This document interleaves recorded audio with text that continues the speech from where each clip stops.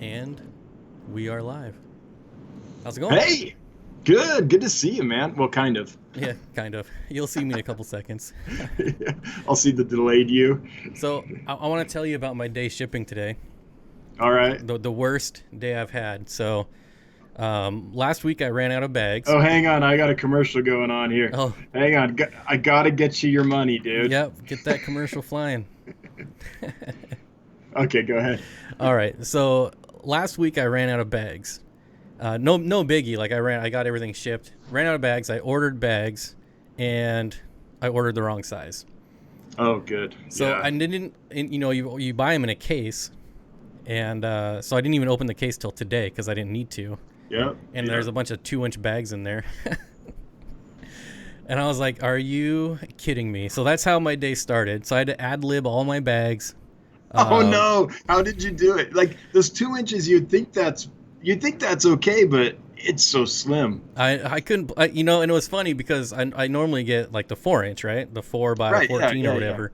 Uh-huh. And I pulled the bag out, and I wasn't even thinking about it. I just, started filling it up with water, and I'm like, wait a minute. Like, my fingers barely fit in here. What's going on? You're packing dime bags, my friend. So I was just scrounging around. I found probably like 12 or 15 of the 4 by 14s left and Uh-huh. single bagged everything I could. And then my sealer broke. Oh The thing, like, one thing I need no. to ask or find out is what sealer do you use? Because the one I got Okay. is terrible. Yeah, what's the brand? Some off brand on Amazon, I'm sure. Oh, okay. Yeah, yeah. Don't so anyone going into this, this is a good point. You can go get a $20 one on Amazon. But Uline has AIE brand, and the model I use, I think, is 400. Um, I could go. It's a little ways away, but let You me can, look yeah, on we'll Uline. do it after the stream. We'll figure it out. Okay, cool. But yeah, it's an AIE. I believe it's model 400, so it's like 10 to 12 inches. And I've had that thing since like 2011. Wow. Never had a problem. I think twice I've had to replace like the Teflon tape Yep. because it eventually burns out, but they send you extras. I haven't had to buy any replacements for it. And then when I did that, I went ahead and replaced the heating element, not because it needed it, but I was like, well, dude, it's been 5 years. I could probably do this for my machine, right? But yeah, and I think it ran me $80, something like that. But it's a beast. It's never had an issue with it. So one of the issues that I've had with mine since buying it is, like, if I'm only doing like one bag or 2 bags, that's fine. But if I line up like 10 bags and seal it, then it gets starts hot. overheating. Yeah, Yeah. does yours do that as well? Barely. I Yeah. mean, every heat sealer will, just because when you start cold, obviously the machine's colder. But with mine, barely. So I set mine on 3, and I could do all day at 3. But I do, as the day goes on, do little micro adjustments, but it's hardly anything. Just if I notice it's bubbling or any of those things. But no, it doesn't fluctuate to the extent. I know what you're talking about. It doesn't Yeah. fluctuate to that Because extent. now after like the 5th or 6th bag, I'm like, I have it set on 4, but then I have to do like 1, 2, 3, and then the next one I'm like 1, 2, 1, Yeah. 2. Like I just have to count out.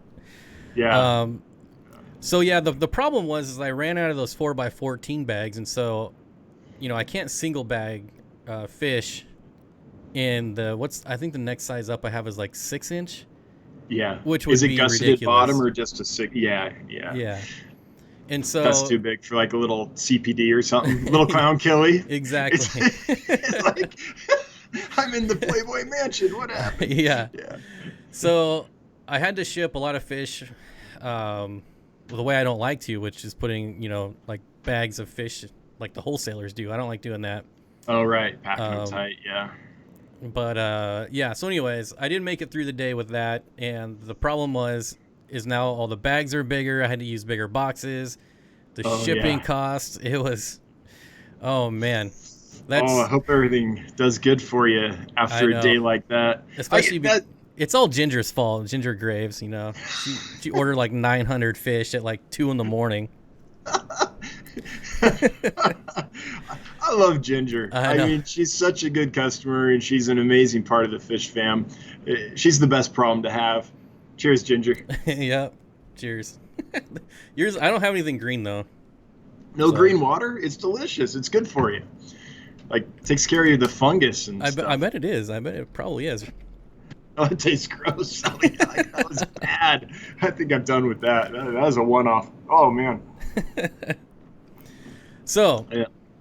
now I got all the fish bagged, boxed in my car, and I start driving to the post office, and I can Wait, just, it keeps going? yeah, Oh, no. yeah, I'm I thought driving we to the were post done. office, and all this, my car starts burning. Just a massive burning rubber smell. This your Jeep? Yep, my Jeep. Uh-huh. And I'm just like, just get to the post office. I don't care. Don't leave me stranded. I don't want to have to call anyone. Luckily, it made it there. And I don't know what's wrong with it. I haven't taken a look at it. I haven't got time. But I was able to drive it back, and it's smoking and burning. Oh, But it good. smells like rubber, so it's probably like belts or something. I don't know. Yeah, yeah. It sounds like a belt, probably not tight enough and slipping, getting Yeah. hot. But whew, man, what a day! What a day! It was. There was a lot of ad libbing, and I don't like doing that because that increases my my margin for error when I'm not doing things Yeah. the way I'm used to doing it. So it's definitely like a fingers crossed week for me, for sure. Man, I haven't had a day like that. You beat me, man. My worst days are when it's just a busy thing. It's racing the clock, and um oh man, I haven't missed it yet, but every now and then I'm like, there's no way I'm making the cutoff. There's no way.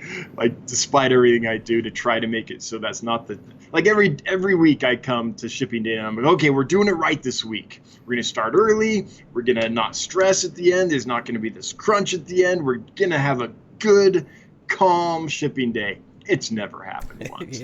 Like, no Yeah. matter what I do, I could get up at 5 a.m. and start. For some reason, an hour before the deadline is, I'll still be sweating bullets and the adrenaline will be pumping. I'll be like stressing to get it done. I guess the worst is there's been, I mean, I could count them on a couple fingers over the last year, a couple times when I've gone to get fish or I've done my pre-shipment inspection a couple days before, and you're looking at the tank and it's like, wait, I think I see ick on that fish. And they've been fine for like 2 months. And then it's like, ooh, and you have to call someone and be like, sorry, I I hate can't ship that. these and all that. Like, that's probably the worst. Yeah, for me, it's usually just racing the clock. I'm so lucky to have Pistol. I couldn't get this done without help. It's yeah, it crazy. does. I think there was one week where I only had 3 orders to ship out, and there was still something went wrong. It's like, Well, not having the right, opening a big case of 2-inch bags, man, that would send your blood pressure Yeah. up. I could it actually totally. it actually worked for Endlers. So I sent out some Endlers yeah, yeah. today, and so I was able to make use of them, and I'm sure I'll make use of them over the course of the next 2 or 3 years. Yeah. But yeah, it was pretty crazy. I'm gonna cover a few super chats here real quick. Go ahead. I'm not ignoring you guys at all, but just talking to Dan while I can. Make So- it rain for Bob, folks. Make it rain for Bob. Joel JZ with the $1 super chat. Thank you, buddy. And then I think I saw one from Fish Tank Barn. No more IT guy. No more professor tip jar. Yeah. Yeah. That's one thing. Like, today was probably the worst day I've had so far, and it's still better than the best day I've had working for someone else. I often say I didn't know what mental health was until I put everything I didn't want to do aside and focused on this. Like, I can't tell you how much energy I have. It's amazing. Yeah. I'm not like laying in bed till 10 a.m. going like, man, I guess I have to get up now. I don't want to get up. Like, every day I pop up and there's problems and there's stresses, but it's a completely different ball game. And It's a totally different feeling. Yeah, like every day is exciting, and like the stresses don't hit you the same way. And my whole life I've done stuff that I kind of liked doing and was good at and got paid pretty darn well for, and I wasn't like depressed or anything like that. I mean, I've gone through rough times in my life, but I I thought everything was normal. And then I started this and I'm like, oh, this is what it is.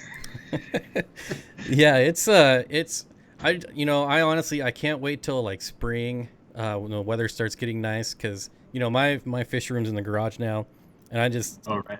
I just can't wait to be able to open up the garage door and have this. I mean, the sunrise comes in faces right that way, and Yeah. I'll be able to just pack ship right there in the sunrise. It's gonna be amazing. I can't wait.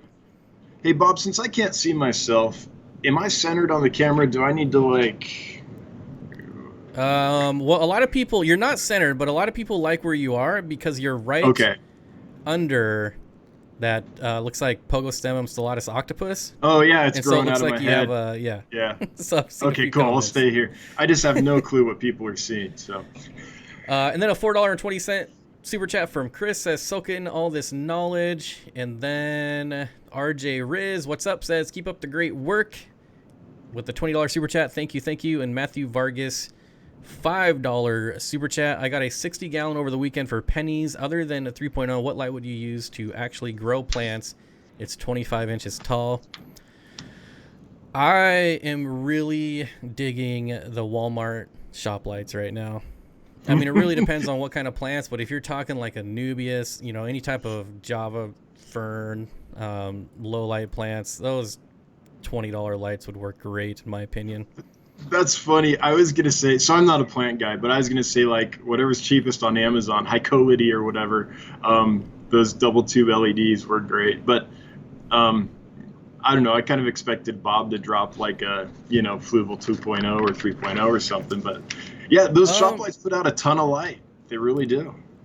I mean, those are great lights, and if I only had one tank, I have a Fluval 2.0 that I like the 2.0 better than the 3.0, but I don't use any of like the Bluetooth features. Right. But Yeah. the 2.0 is a little bit brighter. If I could trade, I think I have two 3.0s, and I would trade them for 2.0s in a heartbeat. But again, if I only had a couple tanks, I would go Fluval. Just because if I only had a couple tanks, I would be using like highlight plants. Back when I had like 6 tanks, I had all Phoenix LED lights, CO2, everything. But now it's just a lot easier to just throw in some Anubias and some floating plants. Right. To me, it looks just as good. Yeah. I'm not a plant guy. I'm like water sprite. I keep it because I can't kill it. Java moss, great. I can't kill it. And that's good.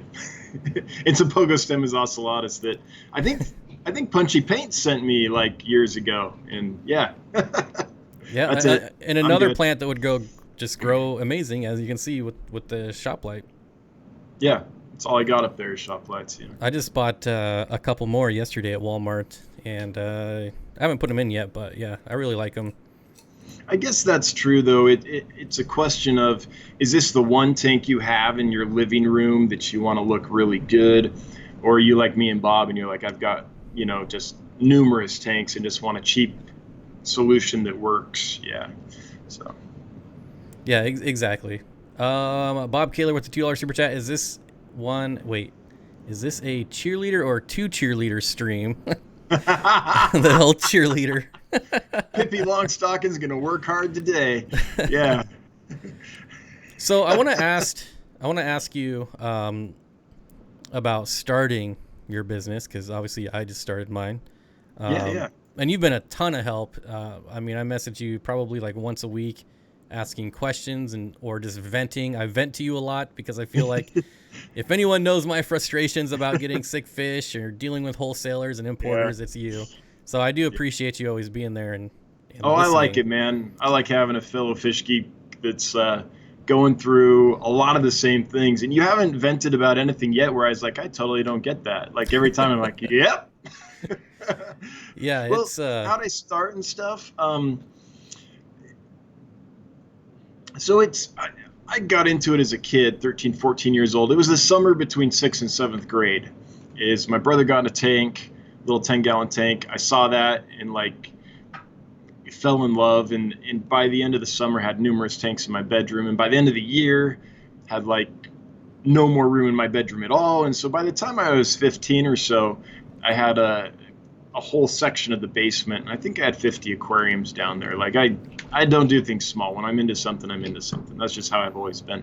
So my first love was Killies. And there were some mentors that really helped me through. Jim Forshey from the Aquatic Bookshop is still like my godfather. He came to my wedding. He and his family come visit me regularly, and I go visit them whenever I'm back in California, where I grew up. And so I've just met good people. So it was a combination of good people and just loving fish that kind of carried me through. And I've always just been a hobbyist, and my passion has always been breeding fish. Killifish, all kinds of stuff, wild type bettas, all kinds of stuff. I like it all. It's just so interesting to me, the different behaviors and such that they have developed in order to take advantage of whatever niche they find themselves in. So when I moved to Wyoming, I was still a hobbyist. This was in 2011. I moved here. I got a tenured professorship at a local college. And I thought that's what I was going to do the rest of my life, and that the fish hobby would be what it's always been, which is a hobby. Now, up until 2011, I've worked in the industry. I've worked at brick and mortar stores. I've worked at wholesalers, very large distribution places. So I kind of had a really good sense of the industry and stuff, because as I was paying for college and in high school and needed money or whatever, if there was a fish store I could work at, that was always my first choice. So I've done that pretty much my whole life. Got the tenured professorship, was like, this is great. Built a little fish room in the basement, not very big, like, I don't know, 20 tanks or so. And what I found is, so I went through like a decade of college to get the degrees necessary to get this job, right? And until you're in the job, you don't know exactly what it is. So I love theater, and teaching's I don't like teaching as much as I like theater, but I like teaching as well. But what I found is I couldn't stand administration. I couldn't stand people that didn't know anything about my field dictating what I did. And so there was always this kind of frustrating kernel in my work of, I had a vision of where we could be, and couldn't get it there because I wasn't 100% in charge, right? I was just a teacher. I couldn't dictate how things went. And I think most teachers eventually experience that. Yeah, I've heard that. So anyway, oh, go ahead. No, I was just saying I've actually, I know a couple teachers, and I've heard that same thing. Yeah. About administration. So it's unfortunate. Yeah, and it's not, and any administrators that I used to work for that are watching this, it's not you. It's the whole system, right? It's not any individual person. So I just felt hamstrung a little bit, and that was always this kind of not burning, but this low-grade frustration in the back of my mind. And so what I would find myself doing is going to work, teaching, making theater, which I love, but then not being able to wait till I could get home and mess around with my fish, which surprised me. I didn't know I would feel that way. So after a few years of that, it got to the point where, like, what I really wanted to do was be messing around with my fish. And I was like, well, I know how to do this. And by then I had built a larger fish facility. And I was like, well, I've got some tanks, I've got a facility, I've got the knowledge, and this is what I love doing. Let's kind of get into this. So I started doing it more focused as a business, kind of transition tanks from just breeding and raising fish to bringing more in, because unless you have a massive farm, it's almost impossible to actually make a living just breeding fish. I mean, some folks can do it, and my hat's off to them. But in general, looking at a business plan, crunching all the numbers and things, I was just like, yeah, I'm going to have to transition how I do things. So I started doing that while I was teaching. Still wasn't thinking that that I was going to do that full time or anything. But then it just grew into it. It just got to the point where it's all I wanted to do. And that's when I was like, I talked to my wife, and I was like, I don't know what to tell you, but whenever I'm at work, I'm just thinking about the business. And I don't think that's fair to my students or to the organization or whatever. I was still doing a good job, but it didn't feel right.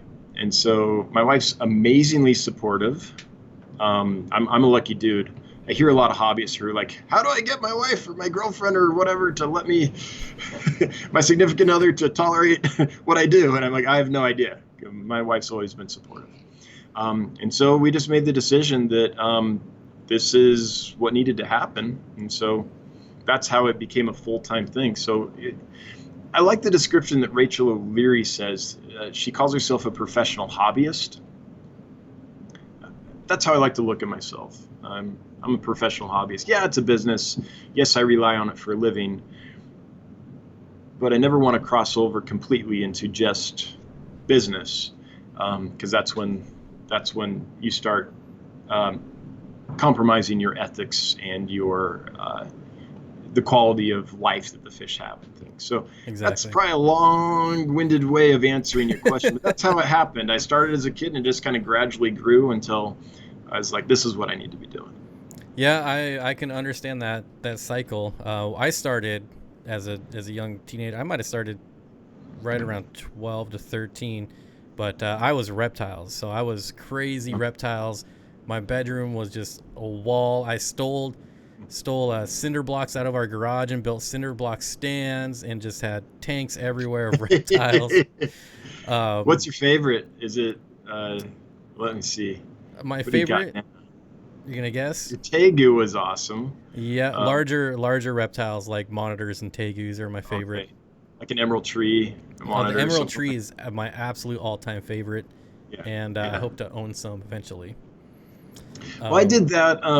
I don't talk about this a lot on the stream, but until 3 months ago, I bred colubrids. oh, okay. And went through the chameleon, like when I was a teenager, did chameleons and did mountain horned lizards and did uromastics and stuff like that. But fish were always the thing that held my interest throughout time. The reptiles was a phase. I thought they were cool. I still think they're cool, but they didn't quite do it for me as much as fish did. Yeah. Yeah, so my trends is I started at reptiles, and then by the time I probably got about 17 or 18, I started getting more fish tanks, and then pretty soon I had more fish tanks than terrariums, and then I went to college and I got out of everything, and then when I was done with college, I got a job, was working for a while, and I was like, you know what, I'm gonna get back into reptiles. That was a lot of fun when I was a kid, and so I got back into reptiles, and then happened to walk into a Petco when they were doing the dollar per gallon sale, and I was like, Oh, "Holy whoops. yes!" Like I didn't even know about that at the time, and so Yeah. I mean, I bought as many tanks as I could, and I was like, "Oh, might as well get some fish."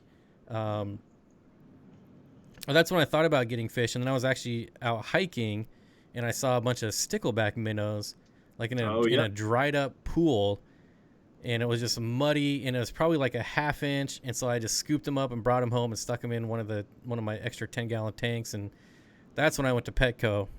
That's right. That's when I went to Petco, saw the dollar per gallon sale, and all like the Tetra Whisper filters were half off. So I just loaded up on all this stuff, and I've it's never been kept downhill ever since. sticklebacks. How'd they do for you? So I kept them for, and because this was probably like September ish, and so I kept them over the winter, and then in the spring I let them go in my dad's pond, which Hmm. I'm sure they all became fish food because he has trout, but. Oh, yeah. And Yeah. yeah, he's got trout and perch and all kinds of stuff in there. So yeah, I'm sure they were just fish food, but They're illegal here. Like it's mandatory if you catch one, you have to kill it, because they're so invasive. But I've always been fascinated because of their nesting behavior and stuff. But, yeah, they're listed at it as invasive here, and it's even though they're invasive, it's still illegal for me to collect them out of the wild. yeah. I mean, I didn't know that at the time, but I just stuck them in my water bottle. Well, yeah, you see a pool of fish dying. Yeah. You're not aware of the regulations. It's like, man, yeah, I get it. So yeah, and then it was the same thing for me when I was at work. I would always have like YouTube up, watching fish channels. But you had a soul-sucking job, though, right? Weren't you Oh, like customer service IT for like Comcast or something? so that no, that was my first job out of college, Oh, okay. and yeah, I asked one of my professors. I'm like, "What's the deal with this job?" And she's like, "You're in IT. You're gonna have to pay your dues. Everyone has to do tech support at some time." So Yeah. that was just my first job, and that was pretty soul sucking. I mean, Comcast itself was a great company to work for, um, but it was just the people. I mean, when people Yeah, lose their internet, oh, they go crazy. you can't get your Game of Thrones. It's your fault, Bob. Yeah. But then I worked for a resort for IT doing slot machines. um, Oh, yeah. which is pretty soul sucking as well. Watching everyone lose their mortgage, and um, the people are. Anyways, I don't want to get into that. But that's where I was. I'd be at work and I'd be watching YouTube or working on my own YouTube, and I used to like all day just sit and look at like the wet spot and just go through all of their fish lists like every Yeah. Friday when they updated it.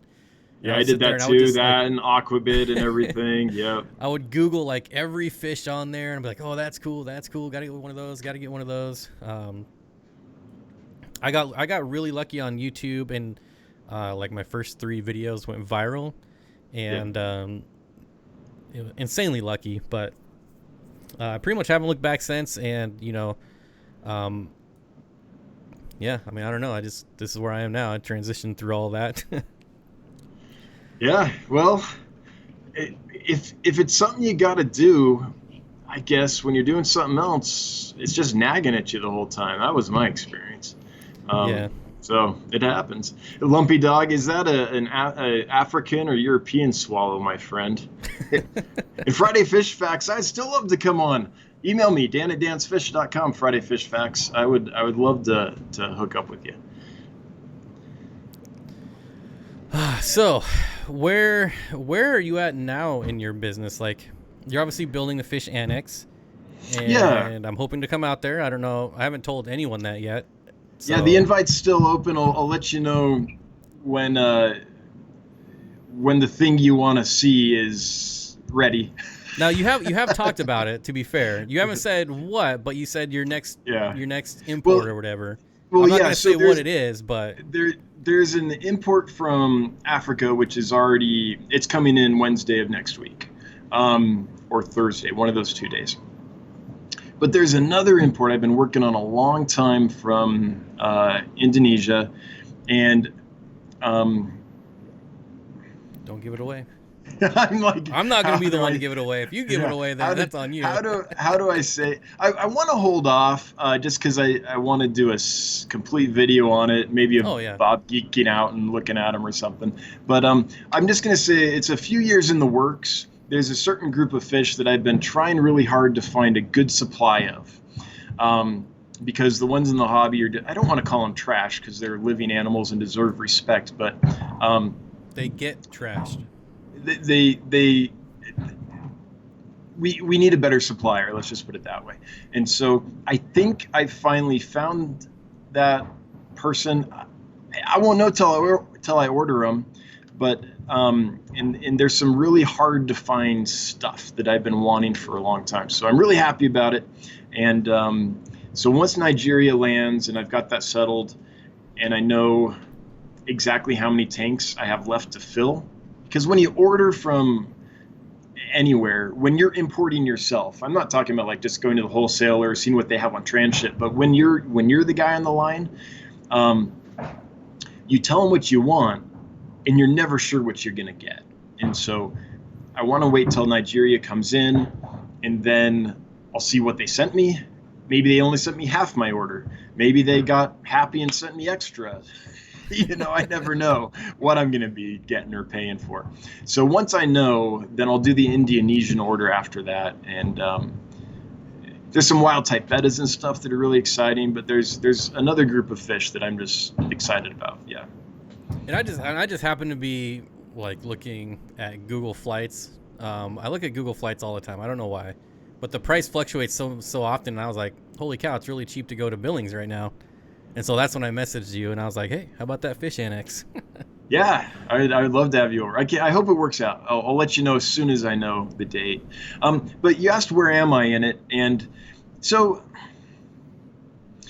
as a guy that's been deep into fish for, it's got to be 27 years now, which is strange to say. I guess I'm older than I feel. Once I started working in the industry and things, there was something that always bothered me, which is just how the industry's set up now. The supply chain is it's not ethical. Like back when it was established back in the 70s or whatever, they had a different view of the world. and animals and fish and their value. And they had different technologies too. There was only so much they could do. Well, we've progressed a lot from that in our technology and what we can do to make the fish have a better experience throughout the supply chain, from either collection in the wild or coming in from a farm, usually overseas. There's a few farmers in Florida, but most of you think of as farmers in Florida aren't truly farmers. They're distribution centers. Anyways, I'm kind of dismayed at the industry and how it treats the fish. It treats them as ornaments, it treats them as commodities. It doesn't, with very, very few exceptions, I don't feel like it treats them as animals that deserve respect. And there's two problems with that. The first is the animals themselves deserve respect. And the second is, there's actually three problems. The second is, did I just go out on you? No, you're still here. Oh, I'm back. Okay, I see it flashed on my end. The second is that it hampers the growth of the industry. So there are so many people who have wanted a fish tank, or their kid was like, little Johnny was like, Mommy, let's get a fish tank. And they did.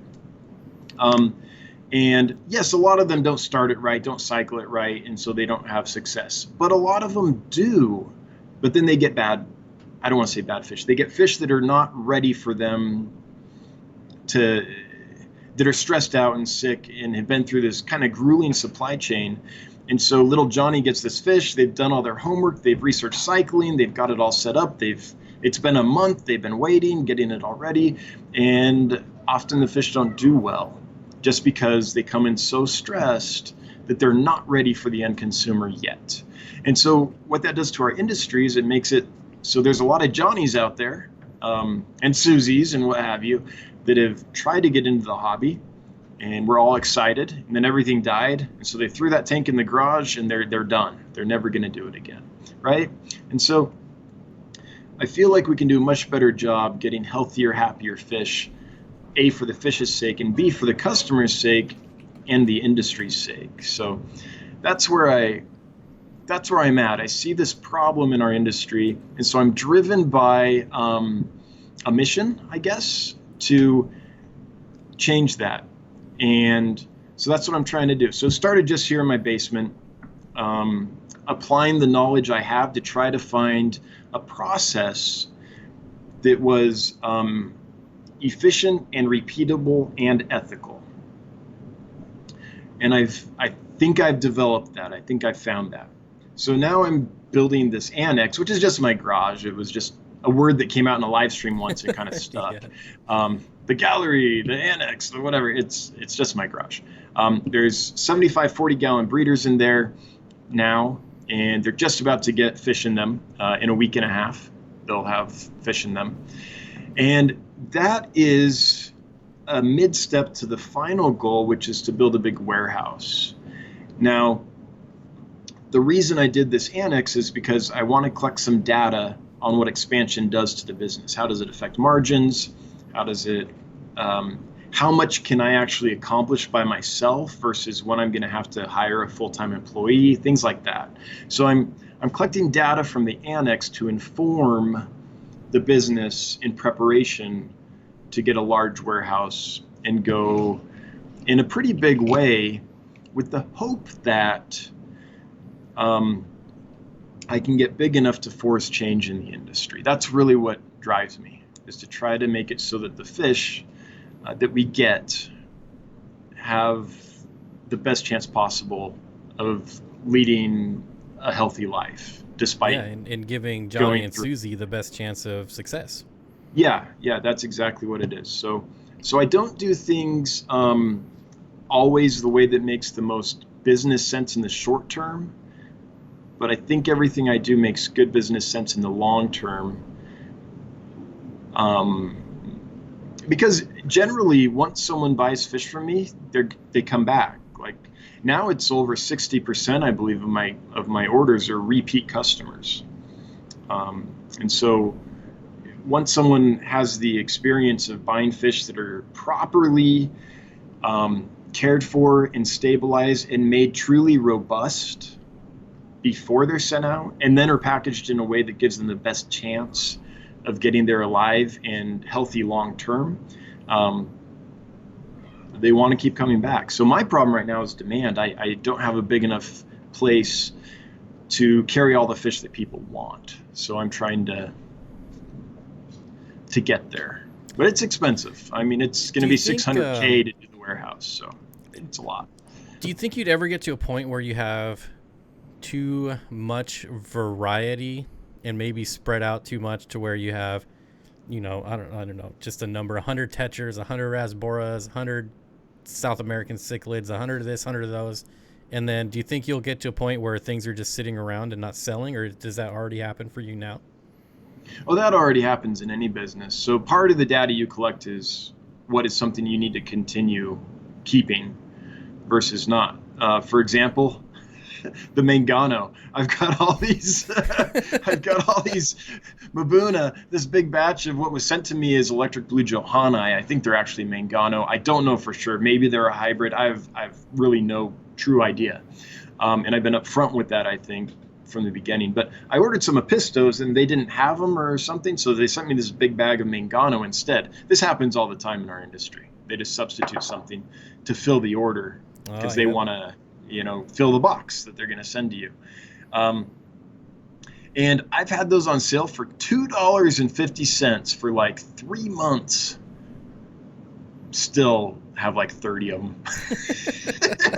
So, but that's one. Another one was clown barbs, which I really love.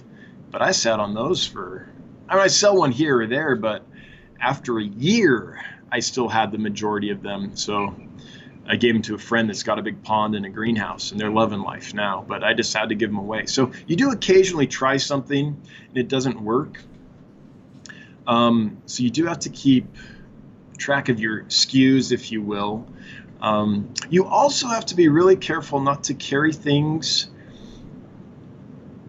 that are so cheap that they don't justify the time and labor.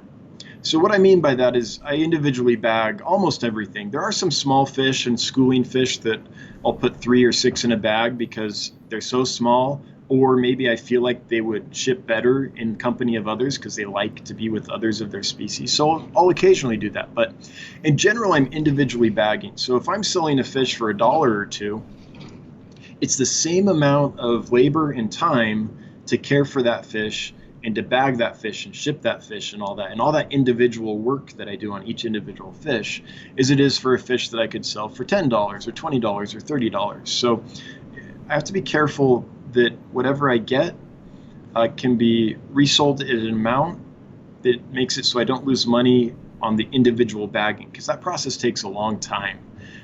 It's a 3-day process, and it's worth it because almost everyone gets there alive and does well long term, almost always.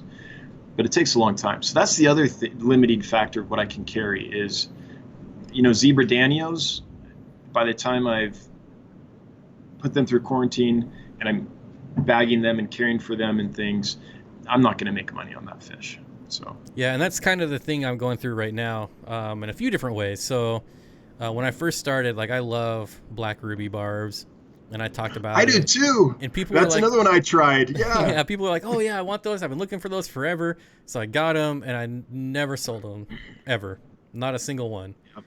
And people, if you haven't tried them, just real quick, in defense of the black ruby barb, once those males get 2 inches, big enough to be sexually mature, they're stunning, and they're not like your typical tiger barb. As far as attitude, they're a lot more peaceful. Yeah, they can nip a little bit like any cyprinid, but anyway, sorry, Bob, go ahead. Good. Yeah. I'm glad we need more advocates for them. So I eventually just threw them in my 240 gallon, and again, they're just loving life. And my 240 gallon is where a lot of my one-off fish are ending up. Yeah. You got to have a hodgepodge tank like that. Yep. Or friends with ponds and greenhouses. Yeah. Have they colored up for you? Not yet. They're barely over an inch. So yeah. Well, when they do, make that video, and then people will be like, "Oh, yeah, yep." I can't wait. Yeah. But one of the biggest complaints I get is, why do I only sell my fish in groups? Like, for the most part, you can't come to my website and buy like one pleco or one of those, and it's exactly like you said. It's it almost takes the same amount of time to bag up 6 of them as it does one. Yeah. And if I sell one, I don't make any money. It's like Correct. I break even, but that's basically a loss to me. Yeah, it's a margins game. And like this is like if you look at Wet Spot, they're not going to sell you a single Tetra. You've got to buy at least 6. Like this is a standard in the industry for a long time because anyone that does this learns real quick if they're losing money. Yeah. I look at it all the time. I'm just waiting for spring, and we'll see. I'm probably going to be insanely busy, but I hope so. I hope you are, man. yeah, me too. But it's been like I nerd out every so I get a fish list on Monday, I get a fish list on Wednesday, and one on Friday. Yeah. And it's like I'm just jonesing for it like all day. It's like a drug. I'm like, ooh, I got to see what's new and exciting. What can I get now? And it's just and dreaming of that species that you see that you're like, oh man, one day. Or you see something, it's like, oh, samurai gourami. Like I haven't seen that for 10 years. You see something new occasionally. Yeah. Yeah, I saw some microcynodontis, and I'm like, ooh, I really want to get some of those. I know they wouldn't sell probably very well, but at the same time, I'm like, well, I guess throw them in the 240 if they don't sell. I'm doing it anyway. I'm bringing in, I think, like 200 Batesii, Microcynodontis Batesii, and then another one that's just labeled Microcynodontis species like Cameroon. They don't know what it is yet. So that's the Nigeria shipment. Yeah, I like them. Is it Batesii or Batesii? I can't remember. But they're a cool little mini catfish. Doesn't harm anybody. Like they're great. I love them. Yeah, so we'll see. Hopefully they'll sell. I wish the Corridoras, like I don't know what it is with Corridoras. I've had some troubles with them as far as shipping. Anything but like the pygmies I've done good with. Any of the dwarf species don't seem to have a problem. But like I've tried skunk, I've tried stirby, and I think there was one more that I've tried. Then they just don't ship well for me. I don't know if you have that problem, but yeah, I'm the worst at Corys, and it blows my mind because I can keep them all day long, and I know about the toxins, and I know about all that stuff. I'm not coming into it blind, but they have always been difficult to me. The only Which is thing crazy I can think because of they is get supply. to us. They get to us alive. Like the wholesalers are shipping them out just fine. But yeah, I don't know what the deal is Corys after that. I think Corys are tricky because they're a tank. Like basically they have this. Have you ever seen a Cory skeleton? Like had one die back behind the Java moss and didn't realize, and then like 3 months later you see it. Yep. Like half of it is just this. The front half of that fish. Corridors means helmet head. That's the scientific name. And they really are. They have this massive like skeleton structure of armor that goes from like halfway back on their body. And then their skin, all their scutes are super tight and armored. And so I think if there is something wrong with them, it's harder for us to see. I often don't know there's something wrong with my Corys until like one dies because I don't know. I just feel like they're asymptomatic. Like they don't show stuff. So stuff I think is totally healthy. Maybe it isn't. I don't know if that's it or not, but I struggle. Shipping them is such a struggle and it's killing me because I have a source for Equus and Weitzmanni and a bunch of C numbers and stuff. But if I'm having trouble with like Paleotis and Aeneas and Juliais, how am I going to do Equus? I'll tell you one thing. If you ever see the CW111, I would pay almost anything for those. I would attach you to an import if you wanted. Like if I see something like that, I'll let you know. Yeah, the CW111. They look like a zebra pleco, except they're a Corridora. Where are they native to? That's an excellent question. There's not hardly any information on them. I think there's like 2 videos on YouTube. I've reached out to just about everyone that I know of. I've never seen them for sale anywhere. So, well, if I see them, I'll keep you in mind. I've got a source in Colombia, I've got one in Peru, and then I've got a guy back in the East that breeds all kinds of rare stuff. But I've held off because, again, if I can't ship an Aeneas. Have you tried any of the pygmy species, like the smaller? Yeah. Same problem. No, it depends on the supply. Sometimes they come in great, no problems. Sometimes they come in and there's nothing I can do to keep them alive. So um, if I get them from a good source or the batch comes in healthy, no problems. Habrosis, pygmies, all that, Hestatus. But yeah, that's what I find with those. Either it's almost all of them are rock solid, or all of them are gone within a few weeks. Well, changing subjects, getting back to what we were talking about before, as far as how fish are treated, how they're imported. Oh yeah, yeah. I don't know if you watched my stream last week, maybe, where I was kind of talking With about that. KG, yeah, I did. Yeah, With John, yeah, I yeah, did. Yeah. and it blows my mind how they're treated. And well, like if I could do anything to help promote the way you're doing it, because I think hopefully, like I want you to get large enough to where you can make change. And like, what am I trying to say here? Maybe you become big enough to where you're hurting some of the other importers' business. Well, they're already hurting, dude. Even the biggest people, if you talk to them, they're already worried. And From what you're doing, or just where the hobby is going? no, no, no, no. I'm not saying that I'm a threat. I'm tiny. I hope to get big enough to force change, though. But they're already worried because this industry does grow. But I forget what the percentage is annually. I'd have to look back at the. So there's these companies that do these surveys and stuff, and you can buy this information. So the industry does grow, but it doesn't grow super quickly. And so the entire live fish industry in the United States is just under $500 million annually. That's nothing. Like for an industry, that's very, very little money. Most industries are way above that. So it's very niche in things. But if you're doing things in a way that makes it so people don't have success and get out of it, then of course it's hampering your growth. And so they're already worried because of that. So computer games became a big thing, online stuff became a big thing, and all this stuff, and they're still kind of reeling from that. There are a lot more companies that are kind of sidestepping the normal supply chain that's been in place forever. So before the internet, it was really hard to find suppliers, right?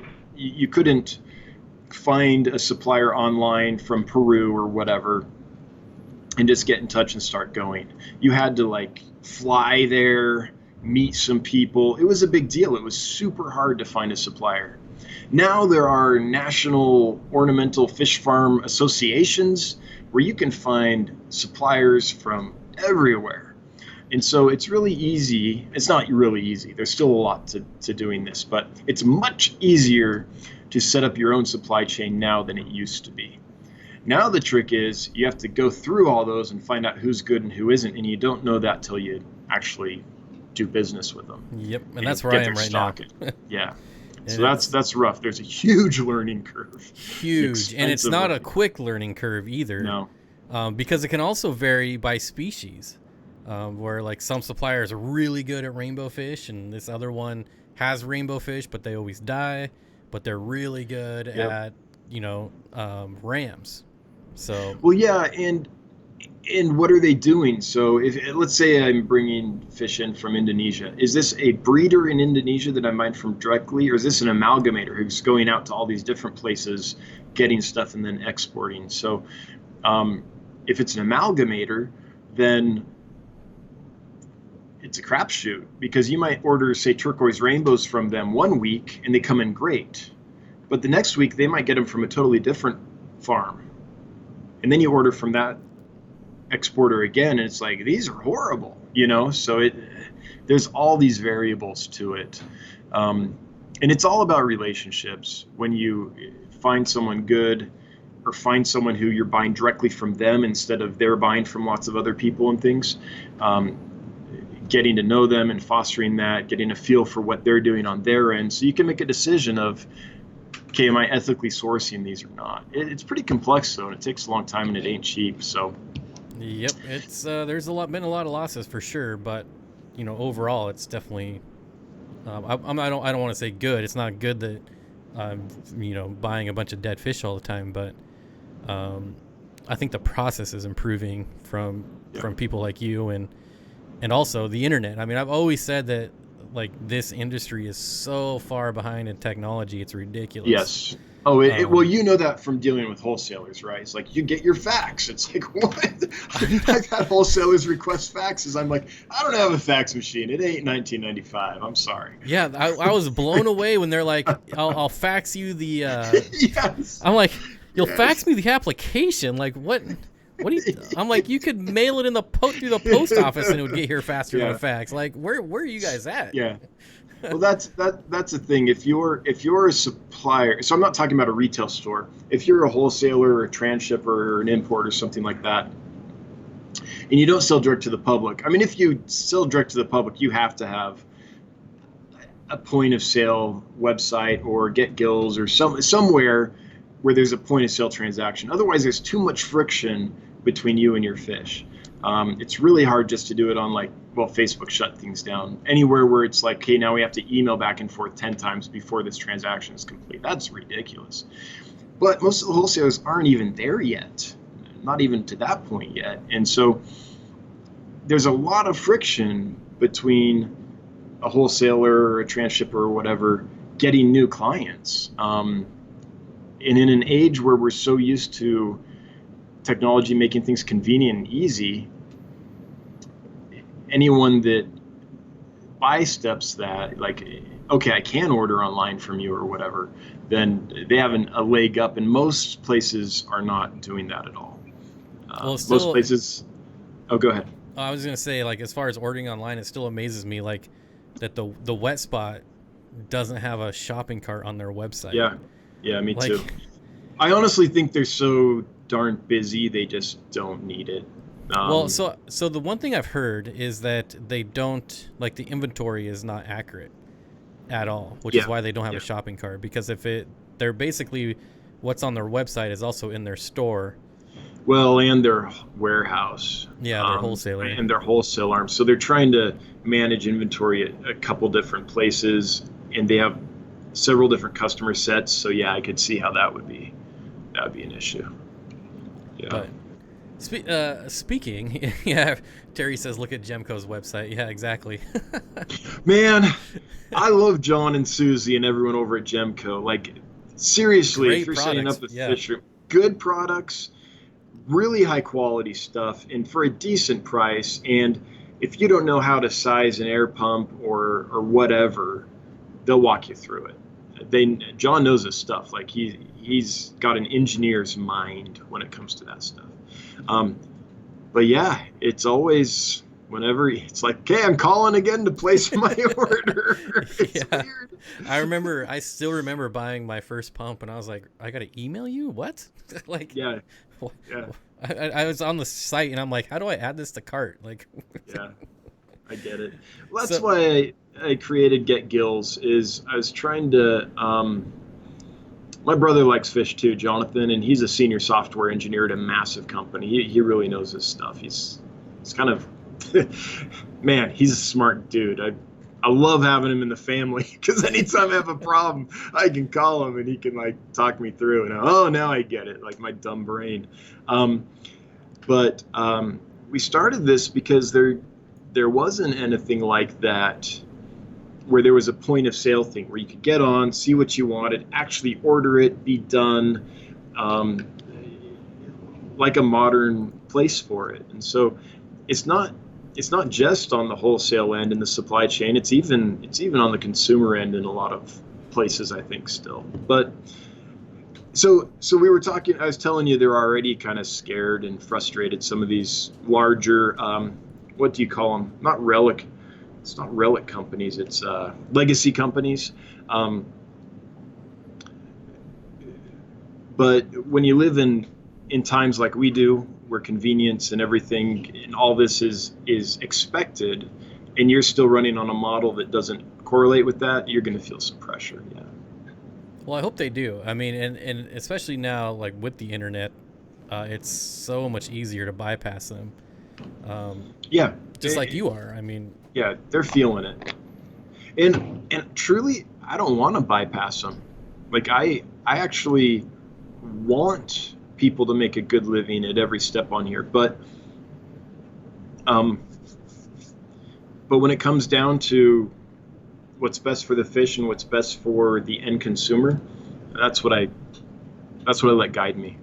And if they did it, if they brought in the fish and then took the time to truly get them stabilized and robust before they sold them to me, and then I could pass them to my customer, it'd take me a lot less time to stabilize them if they did that. I'd be happy to buy from them. I really would, and I'd pay more, but they don't. I mean, you've been on that end. You know how much time it takes and work it takes to get a fish ready to actually have a chance of doing well long term, right? It's not something that you can just flip. I mean, a lot of people do it with plants, and that's fine. Plants are one thing, but when you talk about fish, like I was doing like a 2-week quarantine and medicine, but I changed it to a month because there is some fish that like they look good for a couple weeks, and then I would list them on the website, and like you said, you go to bag them and they have ick. Like, where did this even come from? Oh yeah, yeah. So now I changed it from 2 weeks to a month. So I give them a good month before they even leave or get shipped out. But yeah, I know. Yeah, a month is good. I'm glad you're doing that.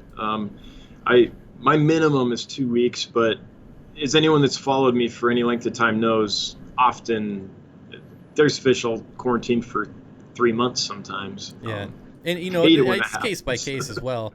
I will say, like, the rainbow fish I get in, I only quarantine for 2 weeks. They're hobbyist bred. They're coming from Gary Lang. But okay, so anyone listening, if you want rainbows, check out Bob first, because I can't tell you how rough rainbows come in. They're very prone to microbacteriums. Often they come in and it's like, what happened to these fish? Like I don't know what it is about rainbows specifically, but they don't travel real well how they're currently being supplied in the industry. And so Bob's actually doing us a huge favor by distributing hobbyist bred fish. That's as good as it gets. That are coming from the wild as well. These are not like, it's not like someone's going to seagrass, buying rainbows and then breeding them, which still would be better, but. So they're locality pure. So they're coming from known locations in the wild, I'm assuming. Is that what you mean by that? Yep, I have location collection points on all of them, who collected them. All of them are either, right now, all of them are Gary Lang or Gerald Allen have collected them. Yeah. So, and that's good. That's not all the rainbows on my website, but the ones that are, it clearly states that they're, that they are wild and, well, not wild, but from wild caught fish. So locality, knowing the provenance of a rainbow is pretty important if you're gonna like go deep into rainbows, because there's so many hybrids and there's so many crosses and things, and they're like killifish. Each location, even if it's the same species, each location is distinct. And 2 years from now, they might find, oh, those two locations are actually a different species, right? That happens all the time. So locality pure is really important. But the main thing, if you just want nice rainbows that are going to be successful for you, is that these are hobbyist bred. Like, if you're not deep into rainbows, I like locality pure. I think that's awesome. But just to have them do well for you, if you're buying from someone that just flips them, that's one fish that you're almost guaranteed to have trouble with.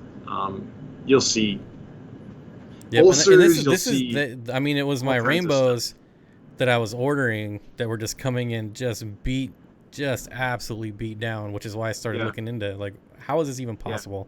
And super active fish, not kept in the right conditions as they're going through the supply chain, they'll wear their noses like clean off sometimes. Oh yeah. Not always. I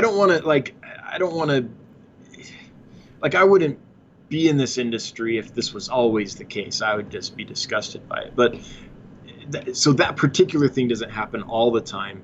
But they're one fish that definitely, if you can get them hobbyist bred, you're going to bypass all of those problems. I've definitely seen the problem is like, you order them in a bag. There's like 35 in a bag, and they beat themselves up just because they're just darting around so fast, which is why rainbows, I rarely ship more than I try to single, one per bag, but it doesn't always work out that way. And I didn't know that when I first started because why would I? I normally go to a fish store and buy them out of a tank. Right, and they put 6 in a bag, and here you Yeah, go. Yeah. and it's a 15-minute car ride is different than 2 days in the mail. So there was a little bit of learning curve there. But like smaller rainbows around the inch mark, I'll put more in one bag. But Sure. when they're big enough to where they're getting color and things like that, and like I shipped out Blaheri today that were just massive. Is that And Chilotharina? yeah, Yeah, I like that fish a lot. Yeah. yeah, they were. I mean, they're well over 3 inches, and Mm-hmm. I ran out of my single bags, the 4-inch bag, so I put 2 per 6-inch bag, and even that, I'm just like crossing my fingers. Yep, and it's funny because I have like the massive. I think they're like the 12-inch around where the bottoms are caved in, and Oh, yeah. I have some of those bags, and I put 6 of them in that bag, and I was just like, even that's not gonna work. Even though I got like 20 of them in that same bag shipped to me, I'm like, I can't ship them out that way. There's no way. So with the rainbows specifically, yeah, you want to individually bag's always better because then if one fish has a problem, it doesn't cascade through everyone else that's in the bag with them, right? But with rainbows specifically, I don't know if it's the bag that like wears them down and stuff. I think that what happens is when you buy them, folks overseas go to their farm or whatever and grab them, and they put them in containers that have they aren't like bags with soft edges. They don't have a lot of give. They're pretty rigid. And so you've got this very active fish in this smaller container that's rigid, and it's swimming around, and every time it does that, it kind of runs into things. And then nets can be pretty abrasive, and so you get the stuff going on the sides, and they're very active. You catch a rainbow fish, it's like, it ain't, it's not giving up easy. And so I just think that, I think it happens before they get in the plastic bags and are sent to us, but then kind of manifests once it's in there. So it's like they get the damage, but then they get put in the bag and sent, and then during that time, I think is when it kind of starts manifesting. Because you put them in a plastic bag and they'll run around, but that's not like they run into the edge and they get beat. There's a lot of give there. So I think it happens a little earlier in the chain. Yeah. So the other thing that I've had issues with as far as, part of that learning curve is that like every wholesaler, they don't list the size. It just says like large, medium, small. Well, and what's large to them size by how many they'll send in a group. Yeah. Yeah. And what's large to them is not what's large to this other company or what's not even large to me. And I actually do not like ordering large fish. I don't know if you have a preference, but every time I've ordered rainbows and they've come in like big, they've always been just beat up. Super rough. Yeah. Yeah. So I don't know if you've experienced that, but I have. And I just think it's just, again, that's a strong fish that's very active, and so once it gets bigger, it does more damage to itself. So in general, I get smaller fish. And there's a couple reasons for that.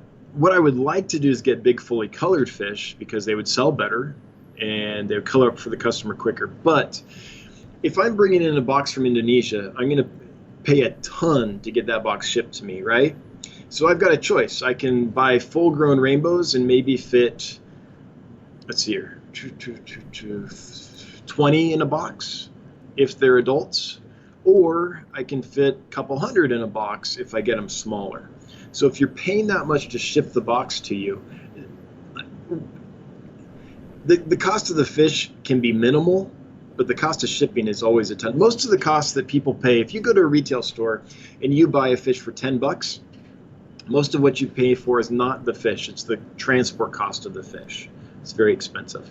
So if I can fit lots more fish in a box, I pay the same shipping cost for that box as I would if I only put 20 in the box.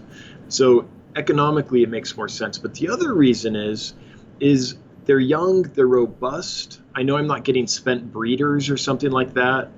And things just tend to ship better when they're young and robust. I've shipped fully grown rainbows and you can do it, but you can't do it unless you take really special care of them. And do it's it definitely really not ideal. Yeah, it's not ideal. Yeah. So in general, most of the fish I sell, are not full grown and not fully colored up. And it's because of the cost of shipping them and because of how hardy they are when they ship. So I'm just gonna quickly look here to see if I missed any super chats because I'm again not really paying attention to chat. I apologize. I've looked at chat once. I know.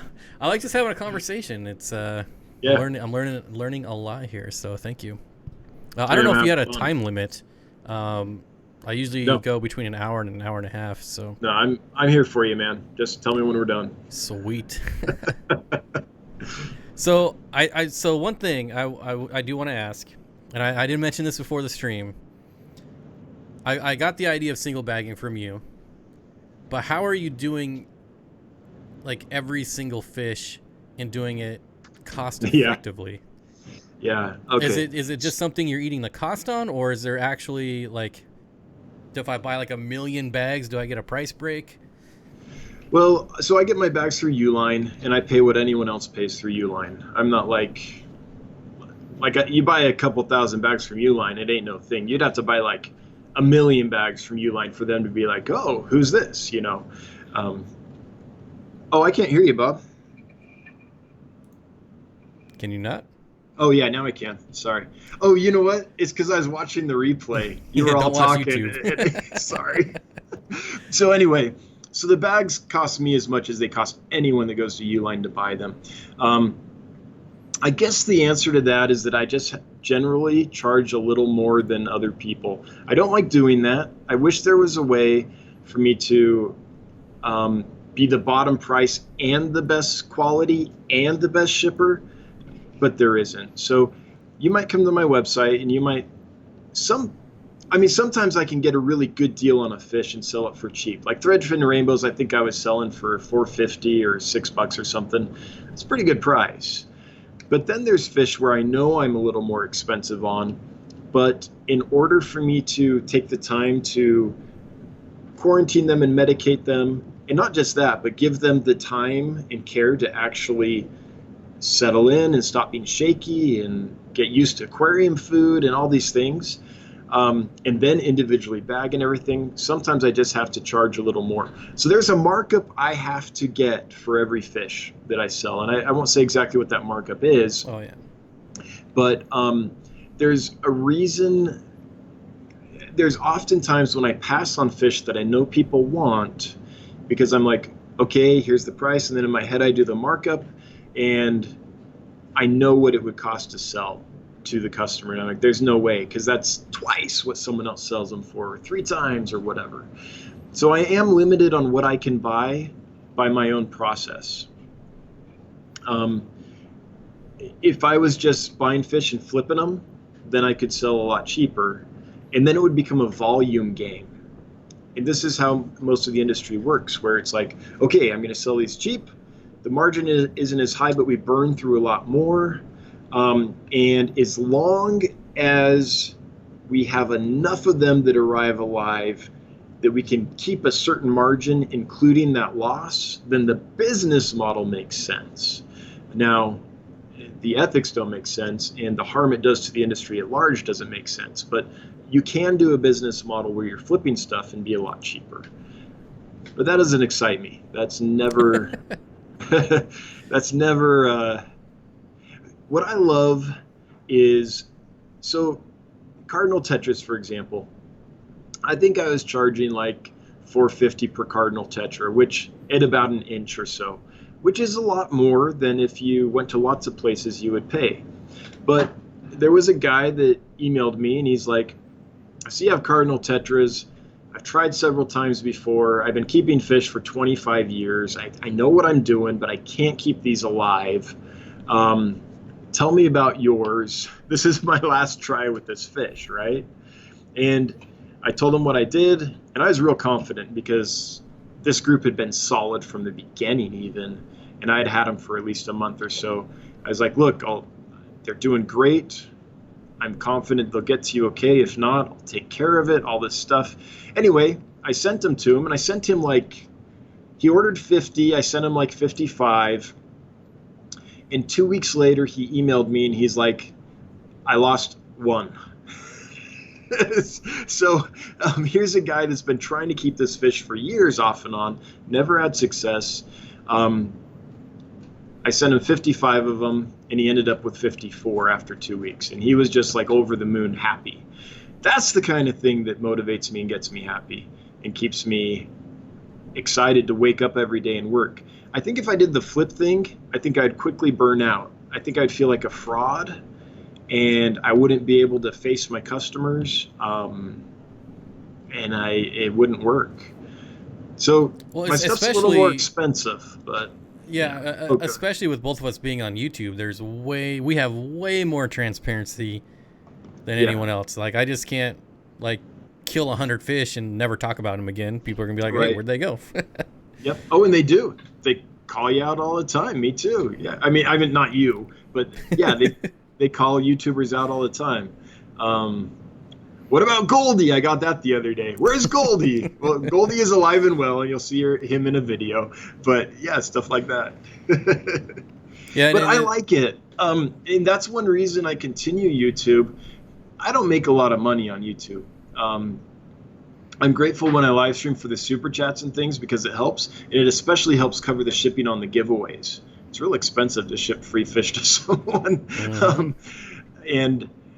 But what it does is it keeps me honest, because you're seeing what I'm doing, and yeah, it keeps me honest. Yeah, and that's this is kind of going a different way. What's the most you've paid for like shipping one box? Few $100. I don't have the number right on the top of my head. Well, that makes me feel a little better then. Yeah, I think mine was like $97. I was just like, yeek. Oh, do you mean shipping out or shipping in? Shipping out, yeah. Oh, I was talking about shipping in. Oh yeah, that's shipping always. Out. Oh, I've sent boxes that were probably $150 to $200. Yeah.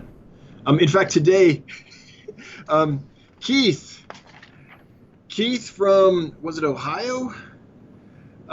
Got some Bosmani rainbows, some neon dwarfs, celestial pearl danios, kythids, Siamese algae eaters, and pandagars. Keith, I was like in the mad dash at the end of the packing today, hurrying to get over there, and I sent your fish the wrong method. Instead of 2-day, I accidentally sent them next day. So you'll be getting your fish tomorrow. And Keith ordered so many fish that it was 2 big 15-inch boxes. So I ate a lot of money on that one accidentally.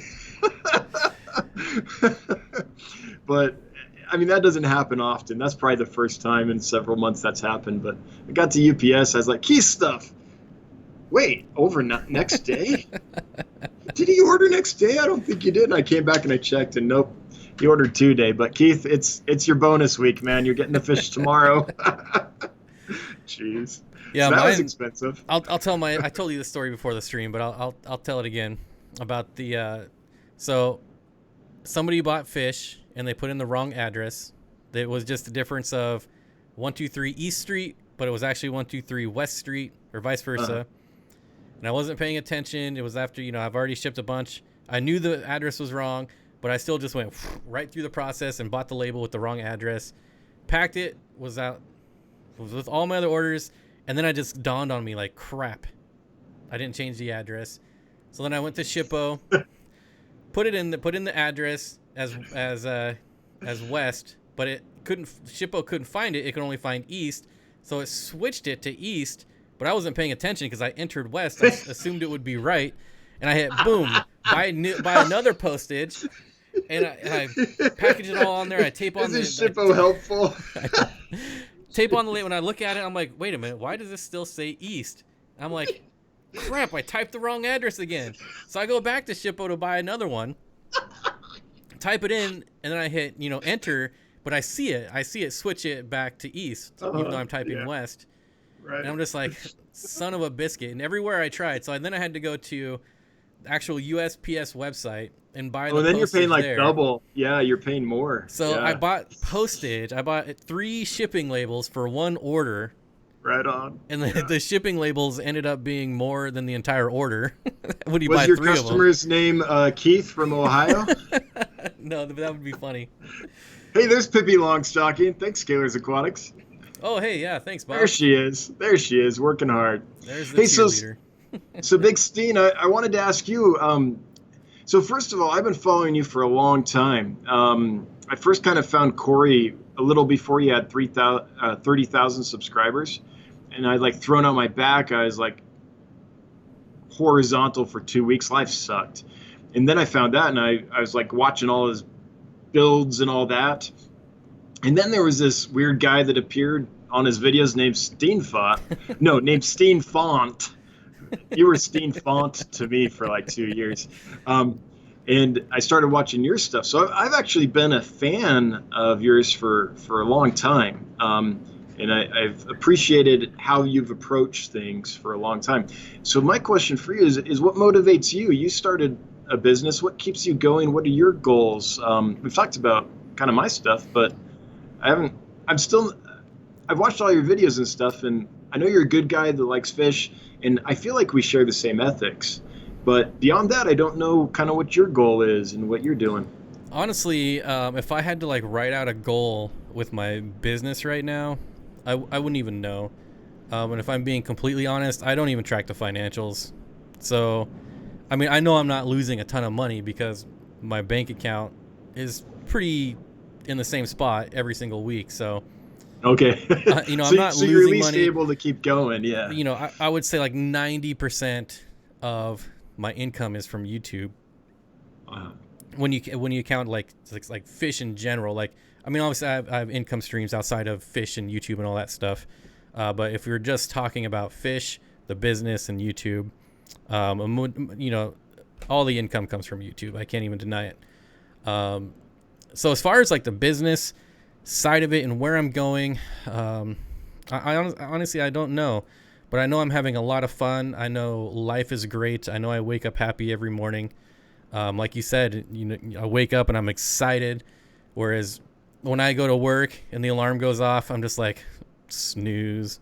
Yeah, dragging yourself out of bed. Yeah, yeah. And now it's like I get up and like it's like a Disney movie. The birds are chirping.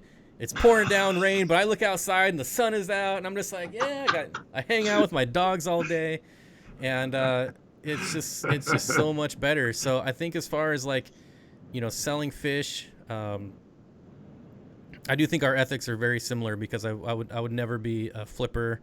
I would never knowingly be deceitful. I'm sure I'll make mistakes. I have made mistakes. I've sent someone the wrong fish one time. I've done that. Yep. So, I mean, there's going to be, there's still stress and things like that, but none of the stress is related about or situated around money, because I have YouTube, so that allows me to be stress free. All the stress is just shipping, and like the stress is from Monday to Wednesday when I find out if things arrived okay or not. Yeah. That's the only stress there is with this. There's this nice low level anxiety until you hear that they made it, no matter how long you do this, man.